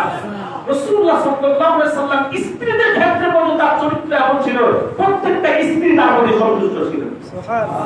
আপনি আমি যদি দুই বউ রাখি তাও তো সন্তুষ্টি করা সম্ভব না। একবারে আবেগে হোকার কারণে হোক, দেখবেন একটা থেকে একটার প্রতি স্বার্থতা, প্রাধান্যতা একটু বেশি পাই, ঠিক কিনা বলেন? অনেক ক্ষেত্রে বড় বউ চাইতে ছোট বউ বেশি প্রাধান্য পায়, কি পায় না? কিন্তু রাসূলুল্লাহ স্ত্রীদের প্রতি তার চারিত্রিক ব্যবহার এমন ছিল, কখনো কাউকে বঞ্চিত করেন নাই, কারোর মধ্যে বৈষম্যতা সৃষ্টি করে নাই। একটা দৃষ্টান্ত দিই। একদিন আল্লাহর হাবিব স্ত্রীরা আল্লাহর হাবিবকে প্রশ্ন করে, হুজুর আপনি কাকে বেশি ভালোবাসেন? আচ্ছা, এখন যদি বলে আয়েশারে বেশি ভালোবাসি, তো আরেকজনের কষ্ট লাগবে না? কথা বলে না, লাগবে তো? আপনি আমি বলে চিন্তা করতাম, বড় বউ বুড়া হয়ে গেছে, চামড়া মুখেরটাও করছে, হাতেরটাও করছে, পরে আর একটু খুশি করে লাভ কি, ছোটটারে খুশি করি, তৎক্ষণাৎ ঘোষণা দিতে হবে ছোট বউ তোমারই বেশি ভালোবাসি, যেন একটু আবদ্ধ বেশি পাওয়া যায়। কথা বলে না, এটাই তো করতাম। কিন্তু আল্লাহর হাবিব কি একমতের অধিকারী, তিনি বললেন আগামীকাল বলবো কাকে বেশি ভালোবাসি। সুবহানাল্লাহ। রাতের বেলা প্রত্যেকটা স্ত্রীর ঘরে খেজুর হাদিয়া করলেন, প্রত্যেকটা স্ত্রীকে খেজুর হাদিয়া দিলেন, আর বললেন তোমাকে যে খেজুরটা হাদিয়া দিছি দেখো অন্য কাউকে বইলো না। সুবহানাল্লাহ। সবগুলোকে দিছেন, আর বলছেন তোমাকে যে দিছি অন্য কাউকে বইলো না। পরের দিন সকালে সব স্ত্রীরা হাজির, হুজুর আপনি তো বলছেন আজকে বলবেন কাকে বেশি ভালোবাসেন। আল্লাহর হাবিব বলে, শোনো, গতকাল রাতে আমি যাকে খেজুর হাদিয়া করছি তাকেই সবচেয়ে বেশি ভালোবাসি। 11 জন সবাই খুশিতে বাঁকা, কেউ তো কাউকে বলে না, কিন্তু মনে মনে সবাই খুশিতে, হুজুর তো আমারই দিছে হাদিয়া, তার মানে আমারই বেশি ভালোবাসে। কিন্তু আসলে সবাই কথা বলে না, সবাই এই হচ্ছে মুহাম্মদের স্ত্রীর ক্ষেত্রে ভালোবাসার একটা ইনসাফ। সুবহানাল্লাহ। সেই চরিত্রের চাইতে উত্তম কোন চরিত্র নাই, যে চরিত্রের সার্টিফিকেট দিয়েছে স্বয়ং আল্লাহ নিজের কোরআন কারিমে সূরাতুল কালামের 4 নম্বর আয়াত। ভাইরা আমার, আল্লাহর হাবিবের চারিত্রিক সনদ যদি গিয়ে সূরাতুল কালামের 4 নম্বর আয়াত আল্লাহ তাআলা বলেন, ওয়া ইন্নাকা লাআলা খুলুকিন আযীম। আল্লাহ বলেন মুহাম্মদ সাল্লাল্লাহু আলাইহি সাল্লাম আযীম চরিত্রের উপর প্রতিষ্ঠিত। আল্লাহ হাবিবের চারিত্রিক সনদ দিয়েছে আসিম বলে, কি বলে বলেন? আসিম বলে। এখানে অনেক ওলামায়ে কেরাম আছে সামনে, ডানে বামে কালেমরা বসা, আপনারা জানেন আরবিতে যেটা বড় সেটাকে বলা হয় কাবির, যেটা অনেক বড় সেটাকে বলা হয় আকবার। কথা বুঝতেছেন আমার? যেটা বড় সেটাকে কি বলা হয়? আকবার। একটু কথা বলেন না, আপনারা কিন্তু ক্লান্ত হয়ে গেছেন।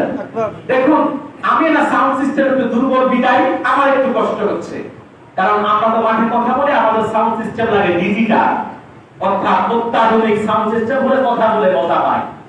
কিন্তু এখানে তো ভিতরে, এই জন্য যত ভালো মেশিন হোক আওয়াজটা সেটি ঠিক হবে না, কারণ এটা হচ্ছে একটা আবদ্ধ জায়গা। এই জন্য আমি যেরকম সুর দেওয়া দরকার সেটা কিন্তু দিতে পারতেছি না। আমি চেষ্টা করতেছি কিন্তু তারপরে হচ্ছে না, কারণ সেটিং এর কারণে। তো আমি এই জন্য একটু ক্লান্ত হচ্ছি, কিন্তু আপনারা কি ক্লান্ত হয়ে গেছেন? কষ্ট হচ্ছে আপনাদের? হচ্ছে না? হচ্ছে? আর না বলেন কেমন? অবশ্য কষ্ট হচ্ছে, তবে মিষ্টি লাগতেছে। কথা বলেন না, কষ্ট হচ্ছে তবে কষ্টটা মিষ্টি। আরে কথা বলেন না, কষ্ট হচ্ছে। যদি বলেন কষ্ট হয় না, আমি এটা মানি না। আমি বলি হ্যাঁ কষ্ট হচ্ছে তবে কষ্টটা মিষ্টি লাগতেছে, কারণ এটা মিলাদুন নবীর মাহফিল আর আমরা আশিক রাসূল। আশিক রাসূলের কাছে এই কষ্টের চাইতে কোনো মিষ্টি কিছু না। ঠিক। রাসূলুল্লাহর জন্য কিছু করতে পারা, ত্যাগ করতে পারা, রাসূলের জন্য কুরবানি করতে পারা, আশিক রাসূলের কাছে এটা কষ্টের হলো কি? মিষ্টি। এজন্য কষ্ট হচ্ছে, প্রচন্ড গরম, কথা বলে না, কষ্ট হচ্ছে, কিন্তু কষ্টটা ঈদ মিলাদুন নবীর মাহফিল, এজন্য মিষ্টি লাগতেছে। ঠিক কি না? ঠিক। সম্মানিত সুধী, যে কথা বলছিলাম, আল্লাহ নবীর চারিত্রিক সনদ আল্লাহ কি দিয়েছেন? আসিম কি দিয়েছেন? আসিম। আসিম। আসিম কি? আরবিতে যেটা বড় সেটা কি বলা হয়? কাবির। কি বলা হয়? কাবির। যেটা অনেক বড় সেটাকে বলা হয় আকবার। আকবার। কিন্তু যে বড় শুরু আছে শেষ নাই, লেখার মতো কোনো কলম নাই, বলার মতো কোনো কণ্ঠ নাই, চিন্তা করার মতো কোনো মস্তিষ্ক নাই, লেখার মতো কলম নাই, সেটাকে বলা হয় আসিম। কোরআনের দিকে তাকালে দেখবেন পাবনাবাসী আল্লাহ চারটি জিনিসকে কোরআনে বলেছেন আসিম। এক, আল্লাহ নিজের শানে বলেছেন আসিম। দুই, আল্লাহ কোরআনকে বলেছেন আসিম। তৃতীয়ত আল্লাহ আরশকে বলেছেন আসিম। আর চতুর্থত আল্লাহ তার হাবিবের সুমহান চরিত্র মুবারককে বলেছেন আসিম। কয়টি জিনিসকে আল্লাহ আসিম বলছে? চাচ্ছি। এক, আল্লাহ নিজেকে বলছে কি? আসিম। আসিম। আরে আওয়াজ হচ্ছে কেন? সেটিংটা নাম লোকে যা আছে তাই চলুক। সম্মানিত সুধী, আল্লাহ তাআলা কোরআনে বলছে, নিজের শানে বলছে, আরশকে বলছে, হাবিবের চরিত্রকে বলছে। এখন বাকি চিন্তা একটু না বুঝালে আসলটা বুঝবেন না, সেটা আমি একটু একটু বুঝাচ্ছি। প্রথমত আল্লাহ নিজের শানে বলছে আসিম। মনে রাখবেন আল্লাহ আসিম, তিনি কোনো দৃষ্টান্ত চলবে না। তিনি বেমেসাল। হানাফি মাযহাবের আকীদার সবচেয়ে বড় কিতাব হচ্ছে শরহ ফিকহিল আকবার। এই শরহ ফিকহিল আকবারের মধ্যে ইমাম আযম আবু হানিফা রাহমাতুল্লাহ আলাইহি আল্লাহর ক্ষেত্রে আকীদা লিখেছেন যে লাইসা কামিসলিহি শাই। আল্লাহর কোনো দৃষ্টান্ত নাই, আল্লাহর কোনো উদাহরণ নাই, আল্লাহর কোনো উপমা নাই, আল্লাহর কোনো রকমের দৃষ্টান্ত দেওয়া জায়েজ নাই। বরং শিরক হবে। কি হবে? শিরক হবে। তিনি আসিম, তিনি বেমেসাল। এরপর আল্লাহ কোরআনকে বলছে আসিম। কেমন আসিম কোরআন? ইমাম ফখরুদ্দিন রাজি তাফসিরে কাবির, যার প্রসিদ্ধ নাম তাফসিরে মাফাতিহুল গায়েব, প্রথম খণ্ডের মধ্যে সূরা ফাতিহার ব্যাখ্যা করতে গিয়ে ইমাম রাজির কলম বন্ধ হয়ে যায়। ইয়্যাকা না'বুদু ওয়া ইয়্যাকা নাস্তাঈন, এই দুটি শব্দের একটি আয়াতের ব্যাখ্যা করতে গিয়ে ইমাম রাজি লেখেন, যদি কেউ হক আদায় করে এই দুই শব্দের একটি আয়াতের ব্যাখ্যা করতে যায় 10,000 খণ্ডে তাকে তাফসীর লিখতে হবে, কারণ এই দুইটি শব্দের একটি আয়াতের সাথে 10,000 বিষয় সংশ্লিষ্ট আছে। সুবহানাল্লাহ। ভাইরা আমার, একটু বিবেক দিয়ে চিন্তা করেন, বিবেচনা করেন। আল্লাহর কোরআনের 14টি শব্দের একটি আয়াতের ব্যাখ্যা যদি এত ব্যাপক হয়, যেই কোরআনকে আল্লাহ আসিম বলেছে সেই কোরআনের ব্যাখ্যাটা কত ব্যাপক। এরপর আল্লাহ আরশকে বলছে আসিম। আরশ কেমন আসিম? আমি একটু বুঝাবো, কথা বলে না, একটু বুঝাই। কোরআন থেকে দলিলটা পড়ে দিচ্ছে, আগে একটু বিজ্ঞান থেকে দেই। কারণ আপনারা তো মনে করেন যে আলেম ওলামারা শুধু কোরআন হাদিসে কিছু কিছু জানে আর মোল্লাদের মসজিদ পর্যন্ত আর কিছু বোঝে না। আমি কই না, মোল্লাদের মসজিদ পর্যন্ত না, মোল্লাদের আল্লাহ জান্নাত পর্যন্ত। জোরে বলবেন না? সুবহানাল্লাহ। আর জাতের মোল্লা হলে শুধু যে কোরআন হাদিস বোঝে না তা না, সব বোঝে, বাকি সবও বোঝে। বিজ্ঞান, দর্শন, বায়োলজি, হিউরোলজি, কসমোলজি, ভূতত্ত্ব, নৃতত্ত্ব, আরো যা যা আছে, কথা বলে না, সব বোঝে। আমি বিজ্ঞান থেকে একটু বুঝাই, কারণ এখন তার মানুষ দিন দিন সুশীল হচ্ছে। কি হচ্ছে? মডার্ন হচ্ছে, আধুনিক হচ্ছে। এরা দেখবেন কোরআন হাদিস শুনলে যতটুকু আকৃষ্ট হয় না, বিজ্ঞান শুনলে তার চেয়ে বেশি আকৃষ্ট হয়। ঠিক। ঠিক কি না? আরশটা কত বড় আমি বিজ্ঞান থেকে একটু দৃষ্টান্ত দিই। এই যে আপনারা পাবনা, এটা কোন উপজেলা? ভেড়া উপজেলা। এই যে নিয়ামতগঞ্জ, বেতাপুর না, বেতবাড়িয়ার মানুষ আপনারা প্রতিদিন সকালে উঠলেই একটু আকাশের দিকে তাকালে একটা সূর্য দেখেন না? কথা বলেন। কত বড় দেখেন।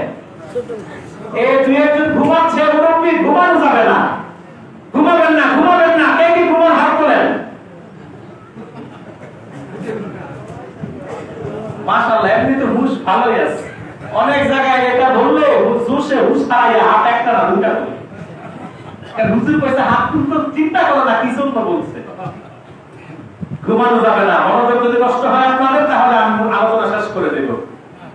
আর কিছুক্ষণ ধৈর্য আছে ইনশাআল্লাহ।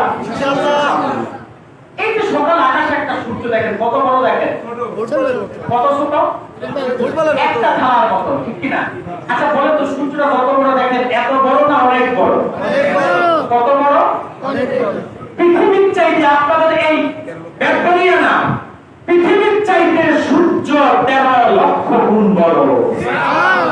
পৃথিবীটা কত বড় জানা আছে? এখনো বিজ্ঞান কুমেরু সুমেরু উত্তর মেরু দক্ষিণ মেরু খুঁজে পায় নাই। সমুদ্রে একটা জায়গা আছে বারমুডা ট্রায়াঙ্গল, যেখানে পানিতে আশ নাই বাতাসের আশ নাই, যেখানে বিমান চলতে পারে না, নিচ দিয়ে কোনো জাহাজ নৌকা চলতে পারে না। কি যে আছে সেখানে, কারণ যে কি সাঁতার বিজ্ঞানী এখনো খুঁজে বের করতে পারে না। পৃথিবীটা এত বড়, পৃথিবীর ছোট্ট একটা অংশ আমাদের বাংলাদেশ, কথা বলে না। এই দেশের তো নর্থ বেঙ্গল থেকে সাউথ বেঙ্গল যেতে আপনার একদিনও সম্ভব হবে না। যদি আপনাদের এখানে সর্বশেষ হচ্ছে তেতুলিয়া পঞ্চগড়ে, ঠিক না? এই তেতুলিয়া থেকে যদি আপনি বাংলাদেশের শেষ সীমানা টেকনাফ, তারপরে সেন্ট মার্টিন, এই সেন্ট মার্টিন পর্যন্ত যান, একদিনে পারবেন না, 2 দিন লাগবে। কয়দিন লাগবে? 2 দিন। বিশাল বড় বাংলাদেশ, অথচ ছোট্ট পৃথিবীর অন্যান্য দেশের তুলনায় এই দেশের চাইতে পার্শ্ববর্তী দেশ আমাদের পাশেই ভারত। এই ভারত আরো বড়। কত বড়? বাংলাদেশের চাইতে 25-26 গুণ বড় ভারত। আমি তো ভারতের বহু রাজ্যে বিমানে সফর করেছি। বাংলাদেশে আপনার ঢাকা থেকে বিমান টেক অফ করলে আপনার সৈয়দপুর রংপুরে ল্যান্ড করে মাত্র 30-32 মিনিট পরে।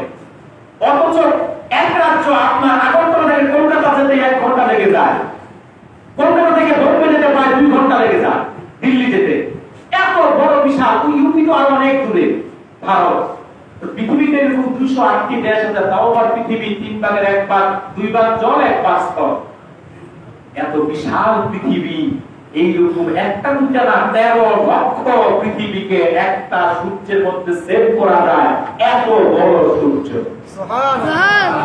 কষ্ট না হলে আরেকটু জোরে বলেন সুবহানাল্লাহ।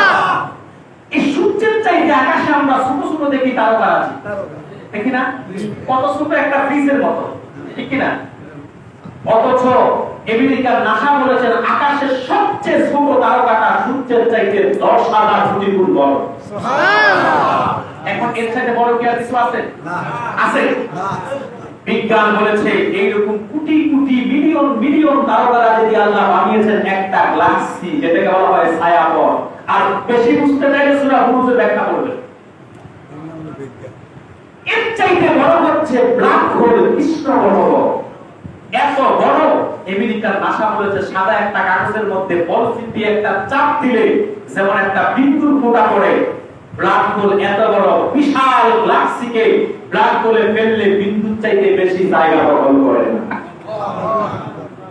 ভাইরা আমার, এই যে মেহানিকা ধূমকেতু, সূর্য, চন্দ্র, নক্ষত্র, গ্যালাক্সি, ছায়াপথ, ব্ল্যাক হোল, কৃষ্ণ গ্রহ সব প্রথম আকাশের নিচে। সুবহানাল্লাহ বলবেন না? সুবহানাল্লাহ। জমিন থেকে প্রথম আকাশ 500 বছরের রাস্তা। প্রশ্ন হলো কিসে গেলে? কথা বলুন, কিসে গেলে বলেন? জমিন থেকে প্রথম আকাশ 500 বছরের রাস্তা কিসে গেলে? আমি আপনাদের উত্তরবঙ্গে গাড়ি বাংলা এক মাহফিলে জিজ্ঞেস করলাম যে সোজাদেরকে যে কিসে গেলে, তো হুজুর ভ্যানে গেলে। তা আমি বললাম আর কি কোনো গাড়ি খুঁজে পাইলা না, ভ্যানের কথাই বললাম। হুজুর সচরাচর চলি ভ্যানে, কি দরকার হেলিকপ্টারের কথা বলা? কিসে? আপনারা চলছে যুগ রকেট পর্যন্ত চিনেন, এর চেয়ে দ্রুত গতির আর যান নাই আছে? পৃথিবীতে সবচেয়ে দ্রুত গতির যান হচ্ছে রকেট। কি রকেট? যেটা প্রতি সেকেন্ডে যায় 7.5 কিলোমিটার। কত কিলো? 7.5 কিলো। সেটাতে গেলেও না। জমিন থেকে প্রথম আকাশ 500 বছরের রাস্তা, সেটা হলো আলোর গতিতে গেলে। আলো 1 সেকেন্ডে যায় 1,86,000 মাইল। আরেকটু আস্তে বলুন সুবহানাল্লাহ। আস্তে বললে যে জোরে বললে, কারণ তো নদী পাশে জোয়ার ভাটা হয়, তো এজন্য আপনাদের জোয়ার ভাটা। সুবহানাল্লাহ সুবহানাল্লাহ। 1 সেকেন্ডে আলো কতটুকু যায়? 1 লক্ষ। 1 লক্ষ। এবার তাহলে চিন্তা করেন 60 সেকেন্ডে 1 মিনিটে আলো কতটুকু যায়? 60 মিনিটে 1 ঘন্টায় আলো কতটুকু যায়? 24 ঘন্টার 1 দিনে আলো কতটুকু যায়? 30 দিনের 1 মাসে আলো কতটুকু যায়?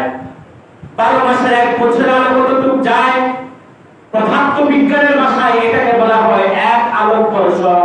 এইরকম আলো তার নিজস্ব গতিতে 500 বছর চললে আমার আল্লাহ প্রথম আকাশে খুঁজে পায়।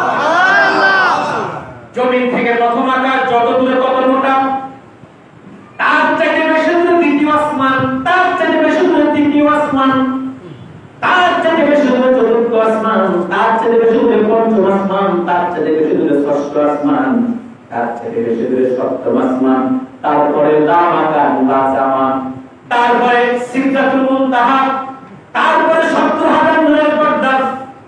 একটা নূরের পর্দা থেকে আরেকটা নূরের পর্দা পুরুত্ব 500 বছরের রাস্তা। তারপরে হলো ফাওকাস সামাওয়াতি ওয়াস সাবঈ আরশুর রহমান, আমার আল্লাহর আরশ। সে আরশের মধ্যে একটা কুরসি আছে যেটাকে বলা হয় সিয়ার। যে চেয়ারের কথা বলতে গিয়ে কোরআনুল কারীমে সূরাতুল বাকারার মধ্যে আল্লাহ তাআলা বলেন আয়াতুল কুরসিতে ওয়াসিয়া কুরসিউস সামাওয়াতি ওয়াল আরদ, আল্লাহর আরশে যে কুরসিটা আছে সেই কুরসিটা 7 আকাশ 7 জমিনের চাইতেও আরো বড়। সুবহানাল্লাহ। 7 আকাশ 7 জমিন কত বড় একটু দৃষ্টান্ত পান নাই?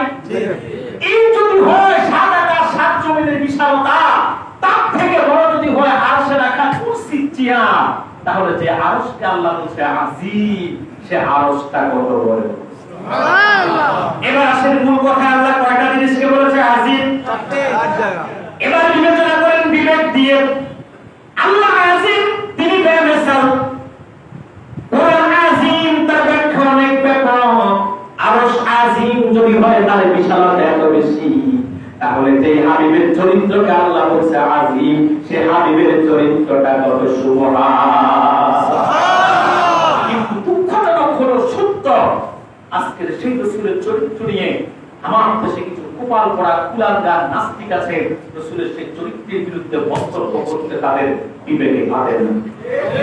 বাংলাদেশে কয়েকটা প্রসিদ্ধ নাস্তিক আছে, তার মধ্যে একটা হলো আসাদুর, আর একটা হলো জাহান্নামের কুত্তা তাসলিমা। ঠিক না বলেন? এই আসাদুর সে বলে মরুভূমির রাখাল মুহাম্মদের চরিত্র ভালো ছিল না, নাউযুবিল্লাহ। এজন্য সে 11টা বিয়ে করছে, নাউযুবিল্লাহ। 2টা দাসী সহ 13টা, নাউযুবিল্লাহ বলবেন না? নাউযুবিল্লাহ। এরপরে তসলিমা তো বলে যে রাসূল মুহাম্মদের চরিত্র এত খারাপ, এজন্য সে সম্পদের লোভে খাদিজাকে বিয়ে করছে, নাউযুবিল্লাহ। 40 বছর বয়সে 40 বছরের খাদিজা। আসাদুর জাহান্নামের কুত্তা কুলাঙ্গারটা বলে যে রাসূলের চরিত্র ভালো ছিল না, এইজন্য রাসূলুল্লাহ শেষ বয়সে এসে 9 বছরের আয়েশার সাথে সংসার করছে, 6 বছরের আয়েশাকে বিয়ে করছে, নাউযুবিল্লাহ বলবেন না? আমি বলি জাহান্নামের কুকুর তোমাদের বিবেকের মধ্যে শুকুরে পেশাব করছে, ঠিক? এইজন্য রাসূলুল্লাহ চরিত্র সম্পর্কে ওজন দেওয়ার মতো জ্ঞান বুদ্ধি আর যোগ্যতা তোমাদের নাই, ঠিক? কিন্তু আমার দুঃখটা কোন জায়গায় জানেন? আমি কি বলবো? দেখবেন বাংলাদেশে আওয়ামী লীগের নেতা বলেন, বিএনপির নেতা বলেন, জাতীয় পার্টির নেতা বলেন, কাউকে গালি দিলে এদেশে তাদের বিচার দ্রুত কার্যকর হয়। কিন্তু কুলাঙ্গার নাস্তিকরা আল্লাহ এবং রাসূলকে এতবার গালি দেয়, কিন্তু তাদের কোনো বিচার আমরা দেখি না, ঠিক? নতুবা আসাদুরের মতো নাস্তিকরা রাসূলের চরিত্র নিয়ে কথা বলে, কেন তাদের বিচার হয় না? ঠিক? বাংলাদেশে স্বাধীনতার মহান স্থপতি যিনি ছিলেন বঙ্গবন্ধু শেখ মুজিবুর রহমান, ঠিক কিনা বলেন? বঙ্গবন্ধু শেখ মুজিবুর রহমানের আত্মজীবনী আপনারা পড়েছেন কিনা আমি জানি না। তিনি যখন বিবাহ করেন ফজিলাতুন নেসা মজিদকে, তিনার বয়স 13 বছর, তার স্ত্রীর বয়স 6 বছর, ঠিক? আজ পর্যন্ত কোন একজন নাস্তিককে দেখছেন যে এই বিষয়টা নিয়ে কথা বলতে? বলে নাই, কারণ জানে যদি বলে তা আওয়ামী লীগ ক্ষমতা থাকতে যদি বলতো তো লন্ডন থাকতো কারণ ধরে এনে শাস্তি নিশ্চিত করতো, ঠিক? কারণ শেখ মুজিবুর রহমানকে গালি দিলে এই দেশ আওয়ামী লীগের কলিজায় রাখে, ঠিক? জিয়াউর রহমানকে গালি দিলে বিএনপির কলিজায় রাখে, এরশাদকে গালি দিলে এদেশের জাতীয় পার্টির মানুষদের কলিজায় রাখে। কিন্তু স্বাধীনতার 54 বছরে দাউদ হায়দার, হুমায়ুন আজাদ, হুমায়ুন আহমদ, তাসলিমা নাসরিন, হাসানুল হক, আশরাফ খান, রঙ্গু হল্লাস, মুনতাসির মামুন, আসাদুরের মতো নাস্তিক আল্লাহকে গালি দিয়েছে, রাসূলকে গালি দিয়েছে, ইসলাম ধর্ম করেছে। কতজনকে আমরা ক্ষমতায় আসতে দেখেছি, যেতে দেখেছি, কিন্তু আল্লাহ হাবিবের আদর্শ বিরোধী রাসূলের শানে বেয়াদবি করে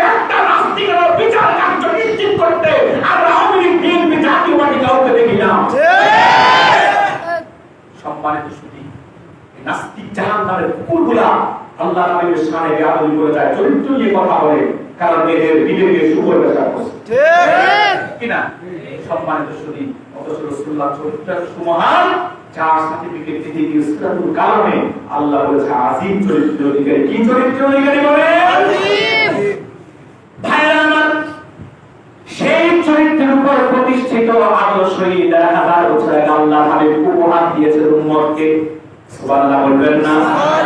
এত দামি চরিত্র রাসূলুল্লাহ, এত দামি চরিত্র আর আদর্শ রাসূলুল্লাহ, যে আদর্শের অনুসরণ করলে উম্মতের জন্য পৃথিবীতে আছে প্রভূত কল্যাণ, আর আখিরাতে আছে আল্লাহর পক্ষ থেকে নাজাত এবং মুক্তি।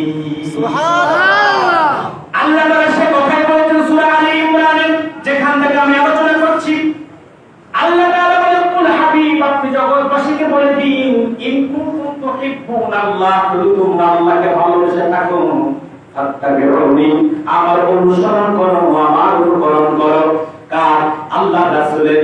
আর অনুকরণের জন্য, অনুসরণের জন্য রাসূল রেখে গিয়েছেন সুবহান আদর্শ, আর যার আনুগত্যের নির্দেশনা আল্লাহ দিয়েছেন কোরআনে। তবে অবাক হয়ে যাবেন, একবার না বারবার আল্লাহ নির্দেশনা দিয়েছেন, তাও কি উম্মতের স্যাটিসফ্যাকশনাল পয়েন্টের জন্য, ইতমিনানের কলবের জন্য, এবং বান্দার আগ্রহে প্রবল রূপে ধারণ করার জন্য। আল্লাহ যেখানে বলেছে আল্লাহর ইত্তিবার কথা, তৎক্ষণাৎ যুক্ত করে দিয়েছে রাসূলুল্লাহর ইত্তিবার কথা। যেমন আল্লাহ বলেন কোরআনুল কারীম সূরা আনফালের মধ্যে বলেন, ফাত্তাকুল্লাহা ওয়া আসলিহু যাতা বাইনিকুম ওয়া আতিউল্লাহা ওয়া রাসূলাহু ইন কুনতুম মুমিনিন। আল্লাহ বলেন, ফাত্তাকুল্লাহ, তোমরা আল্লাহকে ভয় করো, ওয়া আসলিহু যাতা বাইনিকুম, তোমাদের পরস্পর সম্পর্ককে সুদৃঢ় করো, মজবুত করো। আল্লাহ ওয়া রাসূলুহু, আল্লাহ এবং রাসূলের আনুগত্য করো। ইন কুনতুম মুমিনিন, যদি তোমরা মুমিন হয়ে থাকো। আল্লাহ এখানে শুধু আল্লাহর ইত্তিবা করতে বলেন নাই, আল্লাহ রাসূলের ইত্তিবার কথা বলেছেন। সুবহানাল্লাহ বলবেন না? একই কথা সূরাতুল আহজাবের 17 এবং 71 নম্বর আয়াতে আল্লাহ তাআলা বলেন, আল্লাহ তাআলা বলেন, ইয়া আইয়ুহাল্লাযীনা আমানু তাকুল্লাহা ওয়া قولا سديدا يصلح لكم أعمالكم ويغفر لكم ذنوبكم ومن يطع الله ورسوله فقد فاز فوزا عظيما. سبحان الله. الله تعالى يا أيها الذين آمنوا اتقوا الله. হে বান্দাগণ, তোমরা আল্লাহকে ভয় করো, ওয়াকুলু কওলান সাদীদা, আর তোমরা সিধা কথা বলো, সত্য কথা বলো। নির্দেশ কার? আল্লাহ। একটু জোরে বলবেন না, নির্দেশ কার? আল্লাহ। কিন্তু দেখবেন বাংলাদেশে কথা যত সিধা, কারো কারো অসুবিধা। সত্য কথা আপনি বলতে পারবেন না, সত্য কথা বলতে পারবেন না, দেখবেন সত্য বললে অসুবিধা আছে। ঠিক কি না? সুদের বিরুদ্ধে বললে সুদের অসুবিধা, খুশির বিরুদ্ধে বললে খুশির অসুবিধা, জুলুমের বিরুদ্ধে বললে জালেমের অসুবিধা, অন্যায় অবিচারের বিরুদ্ধে বললে স্বৈরাচারের অসুবিধা। ঠিক কি না বলেন? ঠিক। আপনি বলুন, হুজুর আগে তো বলতে পারেন, এখন মনে হয় পারবো। আমি বলি মোটেও না। আগে সত্য বললে এক পক্ষ বেদার হয়েছে, এখন সত্য বললে আরেক পক্ষ বেদার হবে। আপনারা তো ফেসবুকে স্ট্যাটাস দেন আর মনে মনে আনন্দ প্রকাশ করেন যে স্বাধীন হয়েছি। আমি বলি, কোন স্বাধীনতা অর্জন করি নাই। কিসের স্বাধীনতা অর্জন করছেন? স্বাধীনতা মোটেও অর্জন হয় নাই, বরং শুধুমাত্র প্রভু পরিবর্তন হয়েছে, না সত্য পরিবর্তন হয় না। বুঝছেন আমার কথা? কোন স্বাধীনতা অর্জন করেন নাই, শুধু এতটুকু হয়েছে, প্রভু বদল হয়েছে, কিন্তু দাসত্ব বদল হয় না। ঠিক। এদেশে দাসত্বের যে জিনজির বেদাতে গ্রহণ করেছে, যুগের পর যুগ চলতেই থাকবে। যতদিন পর্যন্ত খেলাফত আমার মিনহাজের নবুওয়া, নবুওয়াতের আমলে খেলাফত প্রতিষ্ঠা হবে না বাংলাদেশে, ততদিন পর্যন্ত প্রভু পরিবর্তন হবে, কিন্তু দাসত্ব পরিবর্তন হবে না। সম্মানিত সুধী, এই যে সত্য কথাগুলা সব আলেম বলবো না। কত আলেম সে 5 আগস্টের পরে শুরু পরিবর্তন করছে, তার হিসাব নাই। কিন্তু আমি যে কি জিনিস কত মাস তো পাবনায় পুরোপুরি টের পাবেন না, কিছুটা আজ করতে পারবেন। আমি মুহাম্মদ সাল্লাল্লাহু আলাইহি ওয়াসাল্লামের এই আল্লাহর উম্মত, আলহামদুলিল্লাহ সত্য বলার ক্ষেত্রে কখনো হাওয়া থেকে পাল তুলি না, বরং সত্যের বিপরীতে যত কঠিন সিচুয়েশনে ছিল কঠিন সিচুয়েশনে সত্য কথা বলেছি। কারণ এটাই হচ্ছে একজন আলেমের দাখিল বৈশিষ্ট্য এবং একজন উম্মতের বৈশিষ্ট্য। ঠিক কিনা বলেন? এটাই নীতিনৈতিকতা হওয়া দরকার। আপনি হকের পক্ষে নিজের স্বার্থ রক্ষার জন্য, পিঠ বাঁচানোর জন্য সত্য কথা বলবেন না, এটা কোনোদিন মুমিনের বৈশিষ্ট্য হতে পারে না। তা আল্লাহ বলছে কি অকুল কাওলা সাদীদা, তোমরা সিধা কথা বলো, সত্য কথা বলো। এখন কথা যত সিধা কারো কারো অসুবিধা, কিন্তু মনে রাখবেন যারা আল্লাহকে ভয় করে তাদের কথায় কখনো বক্রতা থাকবে না, অস্পষ্টতা থাকবে না, তাদের কথার মধ্যে কখনো স্বার্থ রক্ষা, পিঠ বাঁচানো আর আল্লাহবাদের চিন্তা থাকবে না। তারা হক কথা বলবে কার সন্তুষ্টির জন্য? আল্লাহ বলে ইসলাহালাকুম আ'মালাকুম, আল্লাহ তোমাদের আমলগুলোকে সংশোধন করে দিবেন। ওয়ায়াগফির লাকুম যুনুবাকুম, আল্লাহ তোমাদের গুনাহগুলোকে ক্ষমা করে দিবেন। ওমাই ইউতিইল্লাহ ওয়া রাসূলাহু, আল্লাহ এবং রাসূলের আনুগত্য করো, ফাকাদ ফাযা ফাওজান আযীমা, আল্লাহ তাআলা তোমাদেরকে সফলতার শীর্ষ সোপান লাভ করিয়ে দিবে।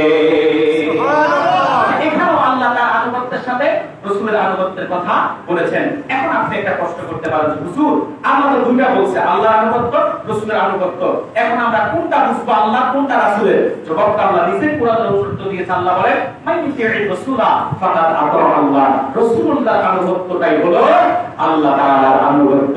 তার মানে 1000 বছর আগে আল্লাহ হাবিব সাল্লাল্লাহু আলাইহি সাল্লাম উম্মতের জন্য যে উসওয়াত, আদর্শ, সুন্নাহ, রীতি নীতি, সিস্টেম, তরিকা, পদ্ধতি বাতলায়া দিয়েছেন, সেটা বিনা প্রশ্নে বিশ্বাস করে ইত্তেবা করবে, অটোমেটিক তার দ্বারা রাসূলুল্লাহর ইত্তেবা হয়ে যাবে। রাসূলুল্লাহর ইত্তেবা করবে, অটোমেটিক তার দ্বারা আল্লাহর ইত্তেবা হয়ে যাবে। সুবহানাল্লাহ। সেই কথাই আল্লাহ বলেছেন, হুজুর আপনি বলে দিন ফাত্তাবিউনি, আমার অনুগত করো, আমিটাকে আল্লাহ রাসূল সাল্লাল্লাহু আলাইহি সাল্লাম। এখন এই ক্ষেত্রে আমি একটা দৃষ্টান্ত দিচ্ছি, কষ্ট হচ্ছে না আপনাদের? রাসূলুল্লাহ সাল্লাল্লাহু আলাইহি সাল্লামের ইত্তেবা করার ক্ষেত্রে কি পরিমাণ আগ্রহ, ভালোবাসা থাকতে হবে, আমি সাহাবায়ে কেরামের জীবন থেকে একটু দৃষ্টান্ত দিচ্ছি। 1000 বছর আগে আল্লাহর হাবিবের সাহাবায়ে কেরাম কেমন ইত্তেবা করতো? সুবহানাল্লাহ। আপনারা জানেন আল্লাহর হাবিব সাল্লাল্লাহু আলাইহি সাল্লাম মক্কা থেকে, যখন মক্কায় ছিলেন তখন আমাদের কিবলা ছিল বাইতুল মুকাদ্দাস। আবার হিজরত করে যখন মদিনায় গেছে তখনও কিছুটা আমাদের কিবলা ছিল কোথায়? বাইতুল মুকাদ্দাস। আল্লাহ হাবিবের মনের তামান্না, আল্লাহ যদি বাবা ইব্রাহিমের হুকুমত নির্মিত কাবাটাকে কিবলা বানায়া দিত, সুবহানাল্লাহ বলবেন না? সুবহানাল্লাহ।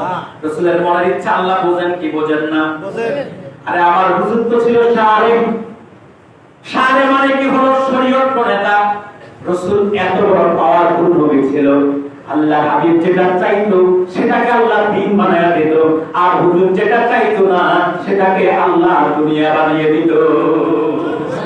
এত পাওয়ারফুল নবী ছিল মুহাম্মদ সাল্লাল্লাহু আলাইহি সাল্লাম। তিনি চাইলেই বৈধ হয়ে যেত, আর না চাইলে অবৈধ হয়ে যেত, না জায়েজ হয়ে যেত। সুবহানাল্লাহ, সুবহানাল্লাহ। এত পাওয়ারফুল নবী ছিল।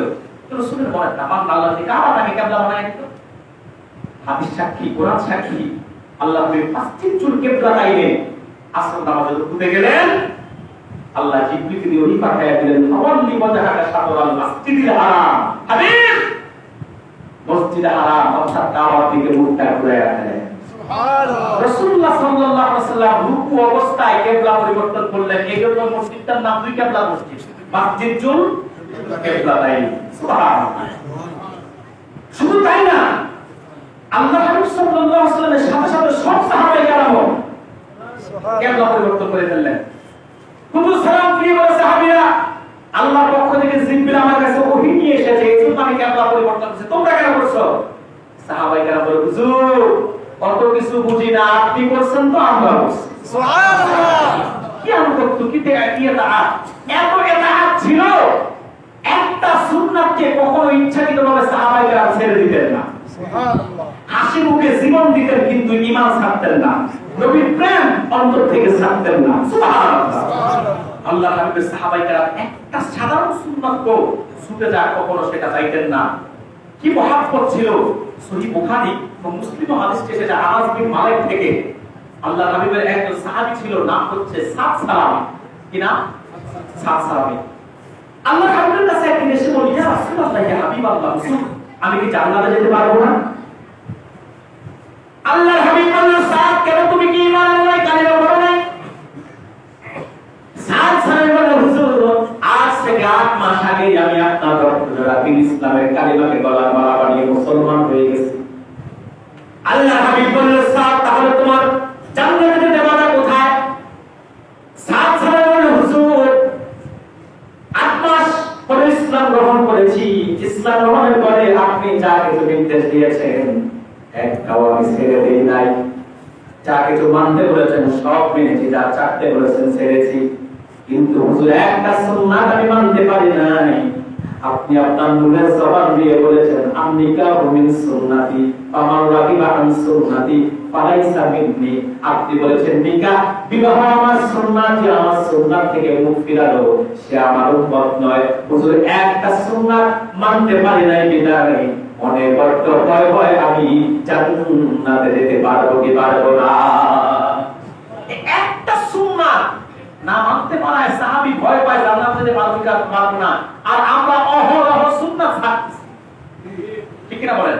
শুধু ছাড়তেছি তা না, সেই ক্ষেত্রে ব্যতিক্রমী নামদের টাকা গ্রহণ করতেছি। দেখেন না আজকে যুবকদের অবস্থা কি।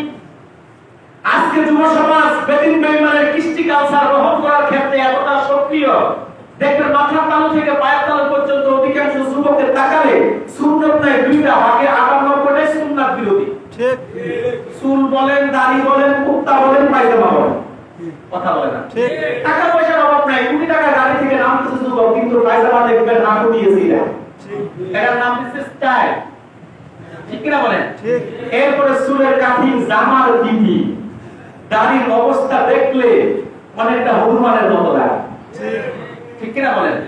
কি কাটিং করছে রাসূলের সুন্নাতটা কিভাবে অবজ্ঞা, রাসূলের সুন্নাতটা কিভাবে তিরস্কার করতেছে। মনে রাখবেন মুসলমান, বেঈমানের সাদৃশ্যতা গ্রহণ করা উম্মতে মুহাম্মদের জন্য জায়েজ নাই। আব্দুল্লাহ হাদিস আল্লাহ হাবিব বলেছেন, মান তাশাব্বাহা বিকওমিন ফাহুয়া মিনহুম।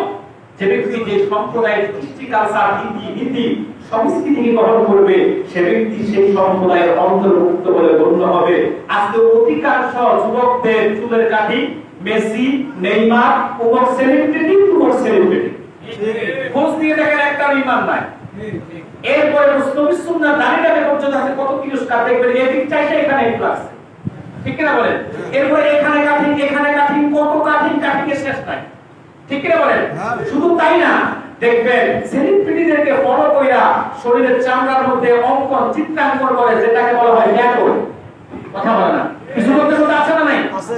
এরপরে দেখবেন পরিস্থিতি এমন, জামার যে স্টাইল, প্যান্টের যে স্টাইল, আমি মাঝে মধ্যে চিন্তা করে সেলাই করে ঢুকাইছে না, ঢুকাইয়া সেলাই করছে, ঠিক কথা বলে না, এত টাইট ফিট, ঠিক কি না? এরপরে দেখবেন নবী সুন্নাত পাঞ্জাবিটা নামাজ পড়তে যাওয়ার সময় পর্যন্ত গায়ে দেয় না, কিন্তু যখন ফুটবল খেলা বিশ্বকাপ আসে 2 মাস পর্যন্ত আর্জেন্টিনার মেসি আর ব্রাজিলের নেইমারের 10 নম্বর জার্সি গা থেকে বলেন, ঠিক এখন কপিসের কপিস 2 মাস পর্যন্ত পড়তে পড়তে ওরা বাস দিয়ে গেলে মনে হয় যেন পাটা ছাগলের চামড়া বন্ধ আছে, ঠিক কি না বলেন?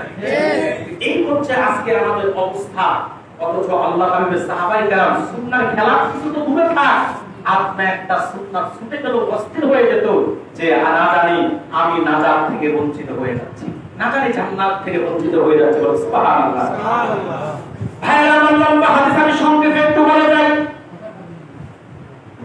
সাদ সাহেব হুজুর আপনি বলেছেন নিকাহ বিবাহ আমার সুন্নাত, যে আমার সুন্নাত থেকে মুখ ফিরালো সে আমার উম্মত নয়। হুজুর আমি গরিব, মুখে বসন্তের দাগ, কুৎসিত চেহারা হওয়ার কারণে মদিনায় কেউ আমার কাছে মেয়ে বিয়ে দেয় না। আল্লাহ হাবিব বলল, রে সাদ সালামী, চিন্তার কোনো কারণ নাই। তুমি কি বনু সাকিব করতে ধনাঢ্য ব্যবসায়ী আমর ইবনে হারাসির নাম শুনেছ? বলল শুনেছি। তার যে একটা সুন্দরী মেয়ে আছে তা কি জানো? কি বলল জানি। আল্লাহ হাবিব বলল, রে সাদ সালামী, আমি আমর ইবনে হারাসির সুন্দরী মেয়েটার সঙ্গে তোমার বিবাহ দিয়ে দিলাম। যাও প্রস্তাব দিয়ে। তার বাড়িতে যাইবা, দরজায় টোকা দিয়ে সালাম দিয়ে অনুমতি নিয়ে তারপরে ভিতরে প্রবেশ করবা। কারো ঘরে ঢোকার সুন্নত কি সেটা রসুল শিখে আছে। এখন তো আর অনুমতি লাগে না, ঠিক কিনা বলেন? কারো ঘরে ঢুকতে আপনার অনুমতি নেন, সালাম দিয়ে অনুমতি নেন? খুব কম। অনেক সময় দরজা খোলা না থাকলে বন্ধ থাকলে তো ঠেলে ঢুকে যায়। বাড়িতে আসলে নাই সেটাও দেখে না। সমস্যা কি? ভাবি তো আছে, যাওয়ার সময় কুটার বাদাম নেয়, বাবির সাথে গল্প করে আর খায়। বাবিও কুট চাপাইয়া বাদাম সিলা খায় আর বলে স্বামী আমার যেমন তেমন, দেবর আমার মনের মতো। আছে না নাই? আছে না নাই? শুধু তাই না, আজকে পর্দা ভিত্তিক সমাজ থেকে এরা অনেকটা এখন জাদু করে চলে যাচ্ছে, ঠিক কিনা বলেন? সব মানুষের যে কথা বলছে না, শিখে গেছে কিভাবে ঘরে প্রবেশ করবে। অনুমতি দিল, সাত সালের ভিতরে গেল, বললো কে? বললো সাত। কেন? রসুল পাঠিয়েছে। কেন? বললো আপনার মেয়ের সঙ্গে আমার বিবাহের প্রস্তাব দিয়ে।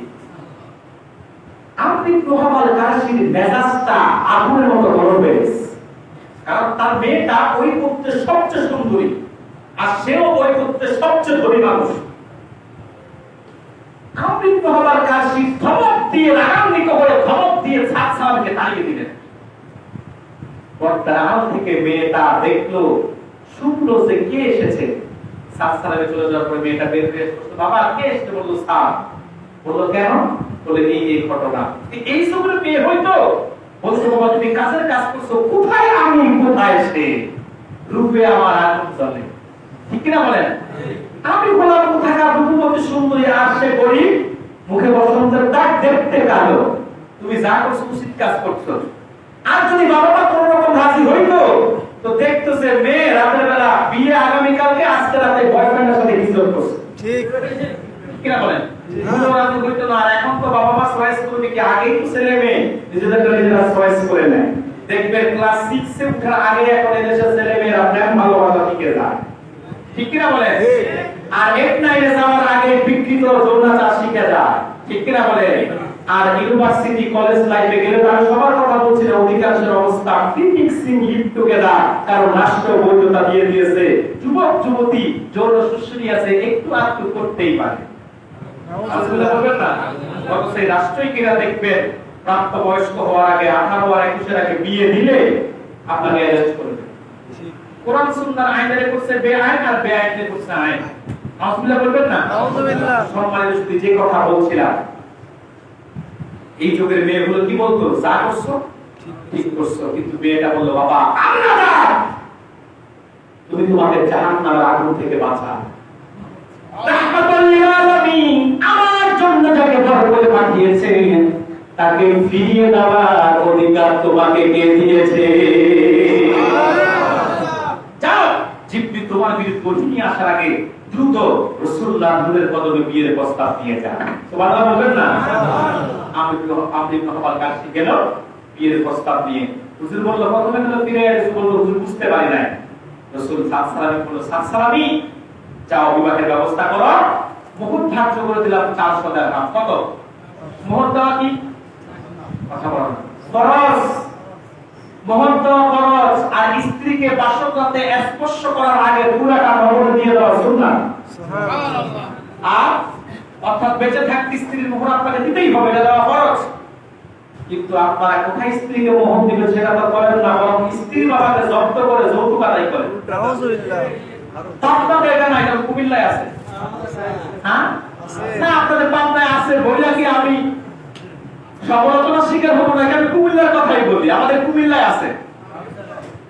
আজকে যৌতুক নেওয়ার ধরন দেখবেন দুই ধরনের, এক ধরনের এক শুরুতে আর এক ধরনের ভোগ শুরুতে।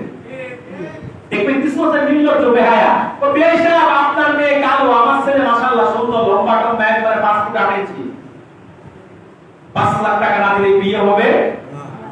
এখন কন্যা দায়গ্রস্ত বাবা বাধ্য হয়ে তার জীবন রক্ষিত সব টাকা ওই লুবি টাকাদের হাতে তুলে দিয়ে মেয়েটাকে একটা ছেলের ধারস্থ করে দেয়। আরেকজন আছে কৌশলী চালাক, বলে বিয়ে সাহেব দাঁড়িয়ে আপনার মুখ আছে আমার মুখ আছে, দুইজনে মসজিদে যাই, আবার আপনিও দাঁড়িয়ে পাচ্ছেন আমিও পাচ্ছি, দুইজনে দাঁড়িয়ে শুধু পাচ্ছে তা না, মেহেদি দিয়ে লাল করছে। আপনি আর আমি যদি যৌতুকের আদান প্রদান করি, এটা বেমানা, তো কি করতে হবে? তো বেয়াই সাহেব আপনার মেয়ের সুখের জন্য একটা আপনাকে পরামর্শ দিচ্ছি, সেটা কি? তো বেশি কিছু লাগবে না, আপনি একটা সেগুন কাঠের বক্স খাট দিবেন, একটা রঙিন টিভি 38 ইঞ্চি, এরপরে একটা শোকেস, একটা আলমারি, একটা ক্যাবিনেট, এক সেট সোফা, 6টা চেয়ার, একটা ডাইনিং টেবিল, একটা ওয়ার্ডরোব, আর বেশি না, আপনার বাড়িতে আমার বাড়িতে ছেলে আসা যাওয়ার জন্য একটা ফোর্ডি মোটরসাইকেল দিবেন বলে। ওই লোক তো ভালো 5 লাখ টাকা নিয়ে ধারালো ছুরি দিয়ে জবাই দিছে, এই ভদ্রলোক কৌশলে গোটা ছুরি দিয়ে জবাই দিছে। ঠিক কি না বলেন? এখন আবার প্রশ্ন করতে পারেন, হুজুর তার মানে কি শ্বশুর বাড়ি থেকে কিছু দিয়ে নেওয়া যাবে না? যাবে, যদি গিফট করে। যদি গিফট করে, আপনার শ্বশুর যদি 5 লাখ না 50 লাখ টাকা জিনিস আপনাকে গিফট করে ইচ্ছাকৃতভাবে স্বেচ্ছায় আনন্দে, মনের আনন্দে, আপনি সেটা গ্রহণ করতে পারবেন। তবে স্ত্রীকে জব্দ করে কিংবা কোনো রকমের কায়দা করে গ্রহণ করা জায়েজ নাই, বরং হারাম। আমি বলবো যৌতুকের টাকা চেয়ে নেওয়ার চাইতে বেড়া, চৌরাস্তা, চৌমাথায় দাঁড়াইয়া, চত্বরে দাঁড়াইয়া মানুষের কাছে হাত পেতে ভিক্ষা করাটা আরো বেশি ভালো। ঠিক না বলেন? বাড়িতে শুধু স্ত্রী বাবা থেকে যৌতুক দিবেন না, বরং স্ত্রীকে কি দিবেন? মোহর দিবেন, কারণ আপনি বিবাহের পরে স্ত্রীর একটা দাবি অঙ্গের মালিক হচ্ছে। ঠিক কিনা বলেন? 7 সালের মোহর কার্য করেন 200 দিরহাম, 400 দিরহাম। 7 সালের হুজুর স্ত্রীকে 400 দিরহাম মোহর কোথা থেকে দিব? নিজেই তো ঠিক মতো খেতে পাই না, আমি গরিব মানুষ। আল্লাহ হাবিব বলল, স্যার চিন্তার কোনো কারণ নাই, যাও আমার জামাত ওসমানের কাছে, সে দিবে তোমাকে 200 দিরহাম। যাও আলীর কাছে, সে দিবে 200। যাও আব্দুর রহমান ইবনে আউফের কাছে, সে দিবে 200 দিরহাম। সাহাবী গেল ওসমান ইবনে আফফানের কাছে, তিনি 200 চাইতে কিছু বেশি দিলেন। গেল হযরত আলীর কাছে, তিনিও 200 চাইতে কিছু বেশি দিলেন। গেল আব্দুর রহমান ইবনে আউফের কাছে, তিনিও 200 চাইতে কিছু বেশি দিলেন। 600 চাইতে বেশি দিরহাম নিয়ে সাহাবী মদিনার বাজারে গিয়ে স্ত্রীর জন্য সুন্দর সুন্দর জিনিস পছন্দ করতে লাগলেন। বাসর রাতে গিফট করবেন মোহর হিসাবে। এমন সময় জিহাদের ডাক আসলো, নবী জিহাদের ডাক আসলো। যেই মাত্র সাহাবীর কানে জিহাদের ডাক আসলো, এটা অনেক বড় ইবাদত, তো নবী সুন্নাত, সুবহানাল্লাহ বলবেন না? যেই মাত্র সাহাবীর কানে জিহাদের ডাক আসলো, বাসর রাতে স্ত্রীর কথা সাহাবী ভুলে গেল, যুদ্ধের সরঞ্জাম কিনে আল্লাহর হাবিবের সাহাবী যুদ্ধের দিকে রওনা হয়ে গেল, উহুদ ময়দানের দিকে। সুবহানাল্লাহ। কাউসার সাহাবী একের পর এক কাফেরদের গর্দানকে জাহান থেকে চিহ্ন করে জাহান্নামে পাঠাতে এক সময় কাফেরদের তরবারি লাগাতে সাদ সাহাবী নিজে শাহাদাতের পেয়ালায় সুপান পান করে আল্লাহর জান্নাতে চলে গেল। লাশটা জমিনে পড়ে গেল, কালো পোশাক থেকে কালো হাতটা বের হয়ে গেল, দুধ থেকে রাহমাতুল লিল আলামিনের দৃষ্টি এলো না। আল্লাহ হাবিব দেখেই চিনলেন, আর কেউ না, এটা আমার সাদ, আর কেউ না, এটা আমার সাদ। হুজুর আসলেন সাদের কাছে। হাদিস সাক্ষী, হাদিসের রাবী বলেন, আল্লাহ হাবিব একবার সাদের তোমার চেহারার দিকে তাকিয়ে একবার হুজুর হাসেন, আবার হুজুর কাঁদেন, আবার হুজুর মুখটা ঘুরিয়ে ফেলেন। একজন সাহাবী ছিল না, আবু লুবাবা। আবু লুবাবা ডাক দিয়ে বলে, ইয়া রাসূলুল্লাহ, ইয়া হাবিবাল্লাহ, হুজুর কেন আপনি সাদের দিকে তাকিয়ে একবার হাসেন, কেন আপনি সাদের দিকে তাকিয়ে একবার কাঁদেন, আবার কেন মুখটা ঘুরিয়ে ফেলেন? আল্লাহর হাবিব বলল, শোনো শোনো, আমার সাদ বাসর রাতকে পরিহার করে আমার মহব্বতে জীবন দিয়ে দিয়েছে। এই যে আমি কাঁদতেছি, এটা সুখের কান্না, এটা দুঃখের কান্না নয়। আর কেন হাসি? শোনো, আমার সাদের জন্য আল্লাহ আমরা জান্নাতের দরজা খুলে দিয়েছে, আনন্দে আমি রাসূল হাসতেছি। আর কেন চেহারা ঘুরিয়ে ফেলেছে? শোনো, সাদের লাশকে দহন করার জন্য আকাশের সব দরজা আল্লাহ খুলে দিয়েছেন। এত বেশি জান্নাতি হুর সাদের লাশকে দহন করার জন্য জমিনের দিকে দৌড়াচ্ছেন প্রতিযোগিতার সহিত। কার আগে কে আসবে প্রতিযোগিতার শহীদ করার কারণে তাদের সামনে কাপড় গোলা করে যাচ্ছে। এই লজ্জায় আমি রাসূল আমার চেহারাটা ঘুরিয়ে ফেলেছি। সুবহানাল্লাহ। মুসলমান, এই হচ্ছে ইত্তেবায়ে রাসূল, সুন্নাত সুন্নাতের তাবেদারি যে করবে তার দুনিয়া এবং আখিরাতে পুরস্কার। বলেন সুবহানাল্লাহ। এই জন্য পাবনাবাসীকে আমি বলে যাই, বিশেষ করে আপনারা সিলসিলায় ফুরফুরার মানুষ, যে সিলসিলার কাজই হচ্ছে মানুষদেরকে সুন্নাত তালিম দেওয়া, যে সিলসিলার কাজই হচ্ছে মানুষদেরকে সুন্নাহর প্রতি ভালোবাসা সৃষ্টি করা, সুন্নাহর আমলের প্রতি তালিম দেওয়া। দেখেন না, শেষ সাথে তাহাজ্জুদ থেকে শুরু করে এশার নামাজ পড়ে ঘুমাতে যাওয়ার আগ পর্যন্ত শুধু সুন্নাত আর সুন্নাতের কাজ। বর্তমান এই দরবারে মুফতি সাহেব আমার ডান পাশে বসা আছে, আপনারা মুরিদানরা এখানে সামনে আছেন, বলেন তো এই সিলসিলা আপনাদেরকে তাহাজ্জুদ করার তালিম দেয় কি দেয় না? এই সিলসিলা আপনাদেরকে ফজর নামাজের পরে আপনার 100 বার প্রাথমিকভাবে যে মুরিদ হয়, সালেক হয়, তাকে বলতে 100 বার আপনার সৃষ্টির তরিকা যদি সালেক হন আপনি, সেই দুরূদ আপনাকে করতে বলে কি বলে না? এই সিলসিলা আপনাকে 5 ওয়াক্ত নামাজে 5 দিন সুন্নাত আদায় করতে বলে কি বলে না? এই সিলসিলা আপনাকে ওযু করার আগে মেসওয়াক আদায় সুন্নাতের তালিম দেয় কি দেয় না? সাক্ষী দিচ্ছেন না কেন? দেয় কি দেয় না? এই সিলসিলা আপনাকে খাবার দস্তরখানে সুন্নাতের তালিম দেয় কি দেয় না? এই সিলসিলা আপনাকে মাগরিবের নামাজের পরে 2 রাকাত পড়ে 6 রাকাত আওয়ামী নামাজের তালিম দেয় কি দেয় না? এই সিলসিলা আপনাকে এশার নামাজের পরে দুরুদে উম্মি যেটা আল্লাহর হাবিবের প্রতি অন্তত প্রাথমিক পরিচয় সর্বনিম্ন 100 বার হলো পড়া তালিম দেয় কি দেয় না? আর এমন এক সিলসিলা পাইছেন যে সিলসিলার কাজ হচ্ছে সুন্নাহ, আপনার সুন্নাহ তালিম দিয়ে নবী প্রেমের আর ইশকের আগুন উম্মতের অন্তরে ধরায়া দিয়া প্রেমের সাগরে ডুব দেওয়া দিতে পারলে এই সিলসিলা সবচেয়ে বড় সার্থকতা হচ্ছে। ঠিক। মনে রাখবেন যারা পীর মুরিদের সমালোচনা করেন, যারা তরিকত তাসাউফের বিরোধিতা করেন, আল্লাহর নবীর সাহাবাদের বিরোধিতা করেন, মনে রাখবেন আগুন যদি একটা আমাদের দিকে দেন তো 4টা আপনার দিকে যায়। যা মন চায় তা বলেন, কাণ্ড জ্ঞান যদি না থাকে তো পাগলের মতো বকেন আর ছাগলের মতো ভ্যা ভ্যা করেন, আমাদের কোনো আপত্তি নাই। তবে সিলসিলায় ফুলফুলা, সিলসিলায় জয়পুর, সালসিনা, সোনাকান্দা, ফুলতলি, এই যে দরবার আর যে হক্কানি দরবার আছে, এই হক্কানি সিলসিলা তরিকে মুহাম্মদের অনুসারী, এই দরবারগুলোর দিকে আমরা একটা তুলে রাখে বাকি 4টা আপনার দিকে আছে, সেটা আপনাদের বোঝার দরকার আছে, ঠিক কিনা বলেন? কারণ ভণ্ডদের, বেদাতীদের পীর মুরিদি আর ফুলফুরা মাসলাকের পীর মুরিদি কিন্তু এক না। বেদাতীদের পীর মুরিদি হচ্ছে মাথার কেন্দ্রিক ব্যবসা করার পীর মুরিদিকে ব্যবসার হাতিয়ার বানানো, আর সিলসিলায় ফুলফুরার পীর মুরিদি হচ্ছে মানুষদেরকে সিরাতুল মুস্তাকিমের রাস্তায় তুলে দিয়ে সুন্নাহর ফাতাওয়াকে শিখানো, নবী প্রেমের সাগরে ডুব দেয়া ইশকের আগুন অন্তরে ভয়ে ভয়ে হচ্ছে সিলসিলায় ফুলফুরা অনুসরণ কার্যক্রম। সম্মানিত সুধী, কত ব্যবহারের সিলসিলা পেয়েছেন, যে সিলসিলার কাজই হচ্ছে মানুষদেরকে সুন্নাতের তালিম দিয়ে রাসূলুল্লাহ খাঁটি আশিক নবীর প্রেমিক হিসাবে তৈরি করে দেওয়া, ঠিক কিনা বলেন? আমরা কি সেই রাসূলের সুন্নাত ইত্তেবা করতে রাজি আছি? রাখবেন মিলাদের মাহফিল, মিলাদুন নবী উপলক্ষে মাহফিলের আয়োজন করেছেন। রাসূলের সিরাতকে যদি নিজেদের বাস্তব জীবনে যদি অনুধাবন করতে পারেন, লালন করতে পারেন, তাহলে ঈদের মিলাদুন নবী মাহফিল সার্থকতা লাভ করবে। এই মিলাদুন নবী মাহফিলে সিরাতকে জেনে, সিরাতকে মেনে যদি সিরাতকে বাস্তব জীবনে ধারণ করতে পারেন, তাহলে আপনার ব্যক্তি জীবন সার্থক হবে, পারিবারিক জীবন সার্থক হবে, পৃথিবীতে প্রভূত কল্যাণ আপনি পাবেন, আখিরাতে আপনি নাজাত পাবেন। সেই কথাই আল্লাহ বলেন, হাবিব আপনি বলুন আমার অনুসরণ করো, আমার অনুকরণ করো। এখন প্রশ্ন আসতে পারে হুজুর লাভ কি? প্রশ্ন আসে কিনা? কথা বলেন। আল্লাহ তাআলা জবাব দিয়েছেন, আল্লাহ ইউহিব্বুকুমুল্লাহ, স্বয়ং আল্লাহ তোমাদেরকে ভালোবাসবেন। সুবহানাল্লাহ বলবেন না? সুবহানাল্লাহ। মনে রাখবেন আল্লাহর ভালোবাসার চাইতে দামি কোনো পুরস্কার মানুষের জন্য হতে পারে না। দুনিয়ার ভালোবাসার আর কি দাম? দুনিয়াতে মানুষ মানুষকে ভালোবাসে, দেখবেন অধিকাংশ ভালোবাসাই হলো স্বার্থের জন্য। স্বার্থ আছে তো ভালোবাসা আছে, স্বার্থ পুড়িয়ে গেলে আবার বিরোধিতাও আছে। দেখবেন স্বার্থের জন্য যে আপনার প্রশংসা করে, স্বার্থ পুরালে সেই আবার আপনার বিরোধিতাও করবে। এই হচ্ছে দুনিয়ার ভালোবাসার স্থায়িত্ব, ঠিক না বলেন? দুনিয়ার ভালোবাসা আর কি?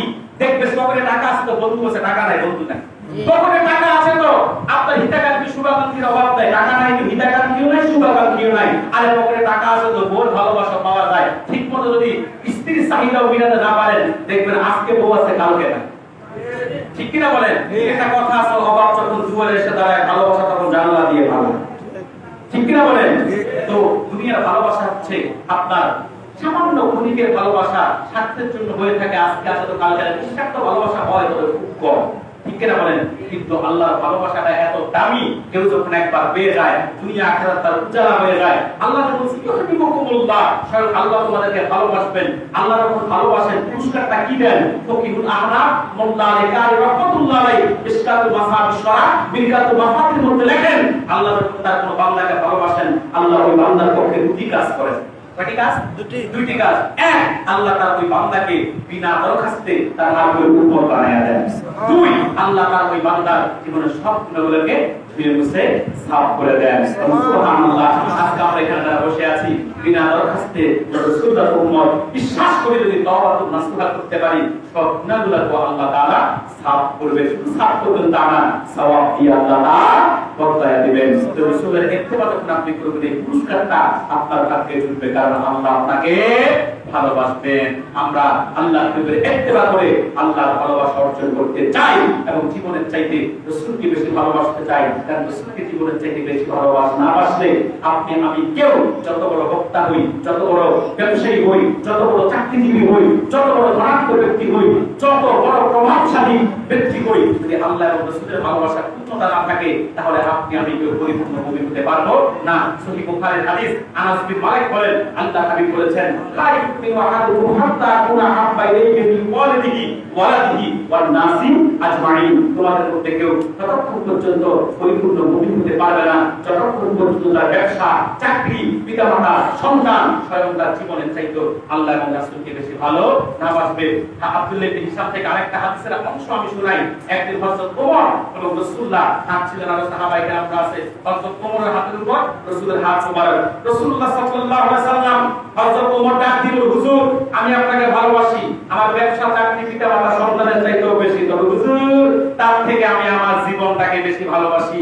আল্লাহ হাবিব বললেন, ওয়াল্লাহি বিয়াদি নাফসি লা ইউমিনু আহাদুকুম হাত্তা কুনা হাব্বা ইলাইহি মিন নাফসি। হযরত ওমর, আল্লাহর কসম যার হাতে আমার প্রাণ, এখনো তুমি পরিপূর্ণ মুমিন হতে পারো নাই। একটা মানুষ ততক্ষণ পর্যন্ত পরিপূর্ণ মুমিন হয় না যতক্ষণ পর্যন্ত তার জীবনের চাইতে আল্লাহ এবং রাসূলকে বেশি ভালো না বাসে। তখন হযরত ওমর বলল, হুজুর আল-আন, হযরত ওমর বলল, হুজুর আমি এখন থেকে আর জীবনের চাইতে আপনি রাসূলকে বেশি ভালোবাসি। আল্লাহ রাসূল বলল, আল-আন ইয়া ওমর, ওমর এখন তুমি আপনার পরিপূর্ণ মুমিন হতে পেরেছ। যদি আপনি আমিও পরিপূর্ণ মুমিন হতে চাই, জীবনের সবকিছু উঠবে আল্লাহ এবং রাসূলের ভালোবাসাকে রাখতে হবে, ইত্তেবায়ে রাসূল সুন্নাতের তাবেদারি গ্রহণ করতে হবে, আল্লাহ এবং রাসূলের মহব্বতে জীবন উৎসর্গ করে দিতে হবে। বলুন না সবাই আমার সাথে, ফিদাকা আবি ওয়া উম্মি ইয়া রাসূলুল্লাহ। বলুন না সবাই, ফিদাকা ফিদাকা ফিদাকা আবি আবি ওয়া উম্মি ইয়া রাসূলুল্লাহ। أبي وأمي وأمي يا رسول الله يا رسول الله صلى الله عليه وسلم. صدق الله العظيم وصدق رسوله النبي الكريم ونحن على ذلك من الشاهدين والشاهدين والحمد لله رب العالمين. 2 ঘন্টা সময় রাসূলুল্লাহ সাল্লাল্লাহু আলাইহি ওয়াসাল্লামের উসওয়াত ইত্তেবা করে কিছু কথা আমি তুলে ধরার চেষ্টা করেছি। আল্লাহ গাফুর রাহিম, ভুল ত্রুটি মাফ করে প্রত্যেকটা কথা আমাকে এবং আপনাদের সকলকে আমল করার তৌফিক বিজ্ঞান দান করুন। বলি আল্লাহুম্মা আমিন। আসুন নবীজির মুহাম্মদের সাল্লাল্লাহু আলাইহি ওয়াসাল্লাম বলি সাল্লাল্লাহু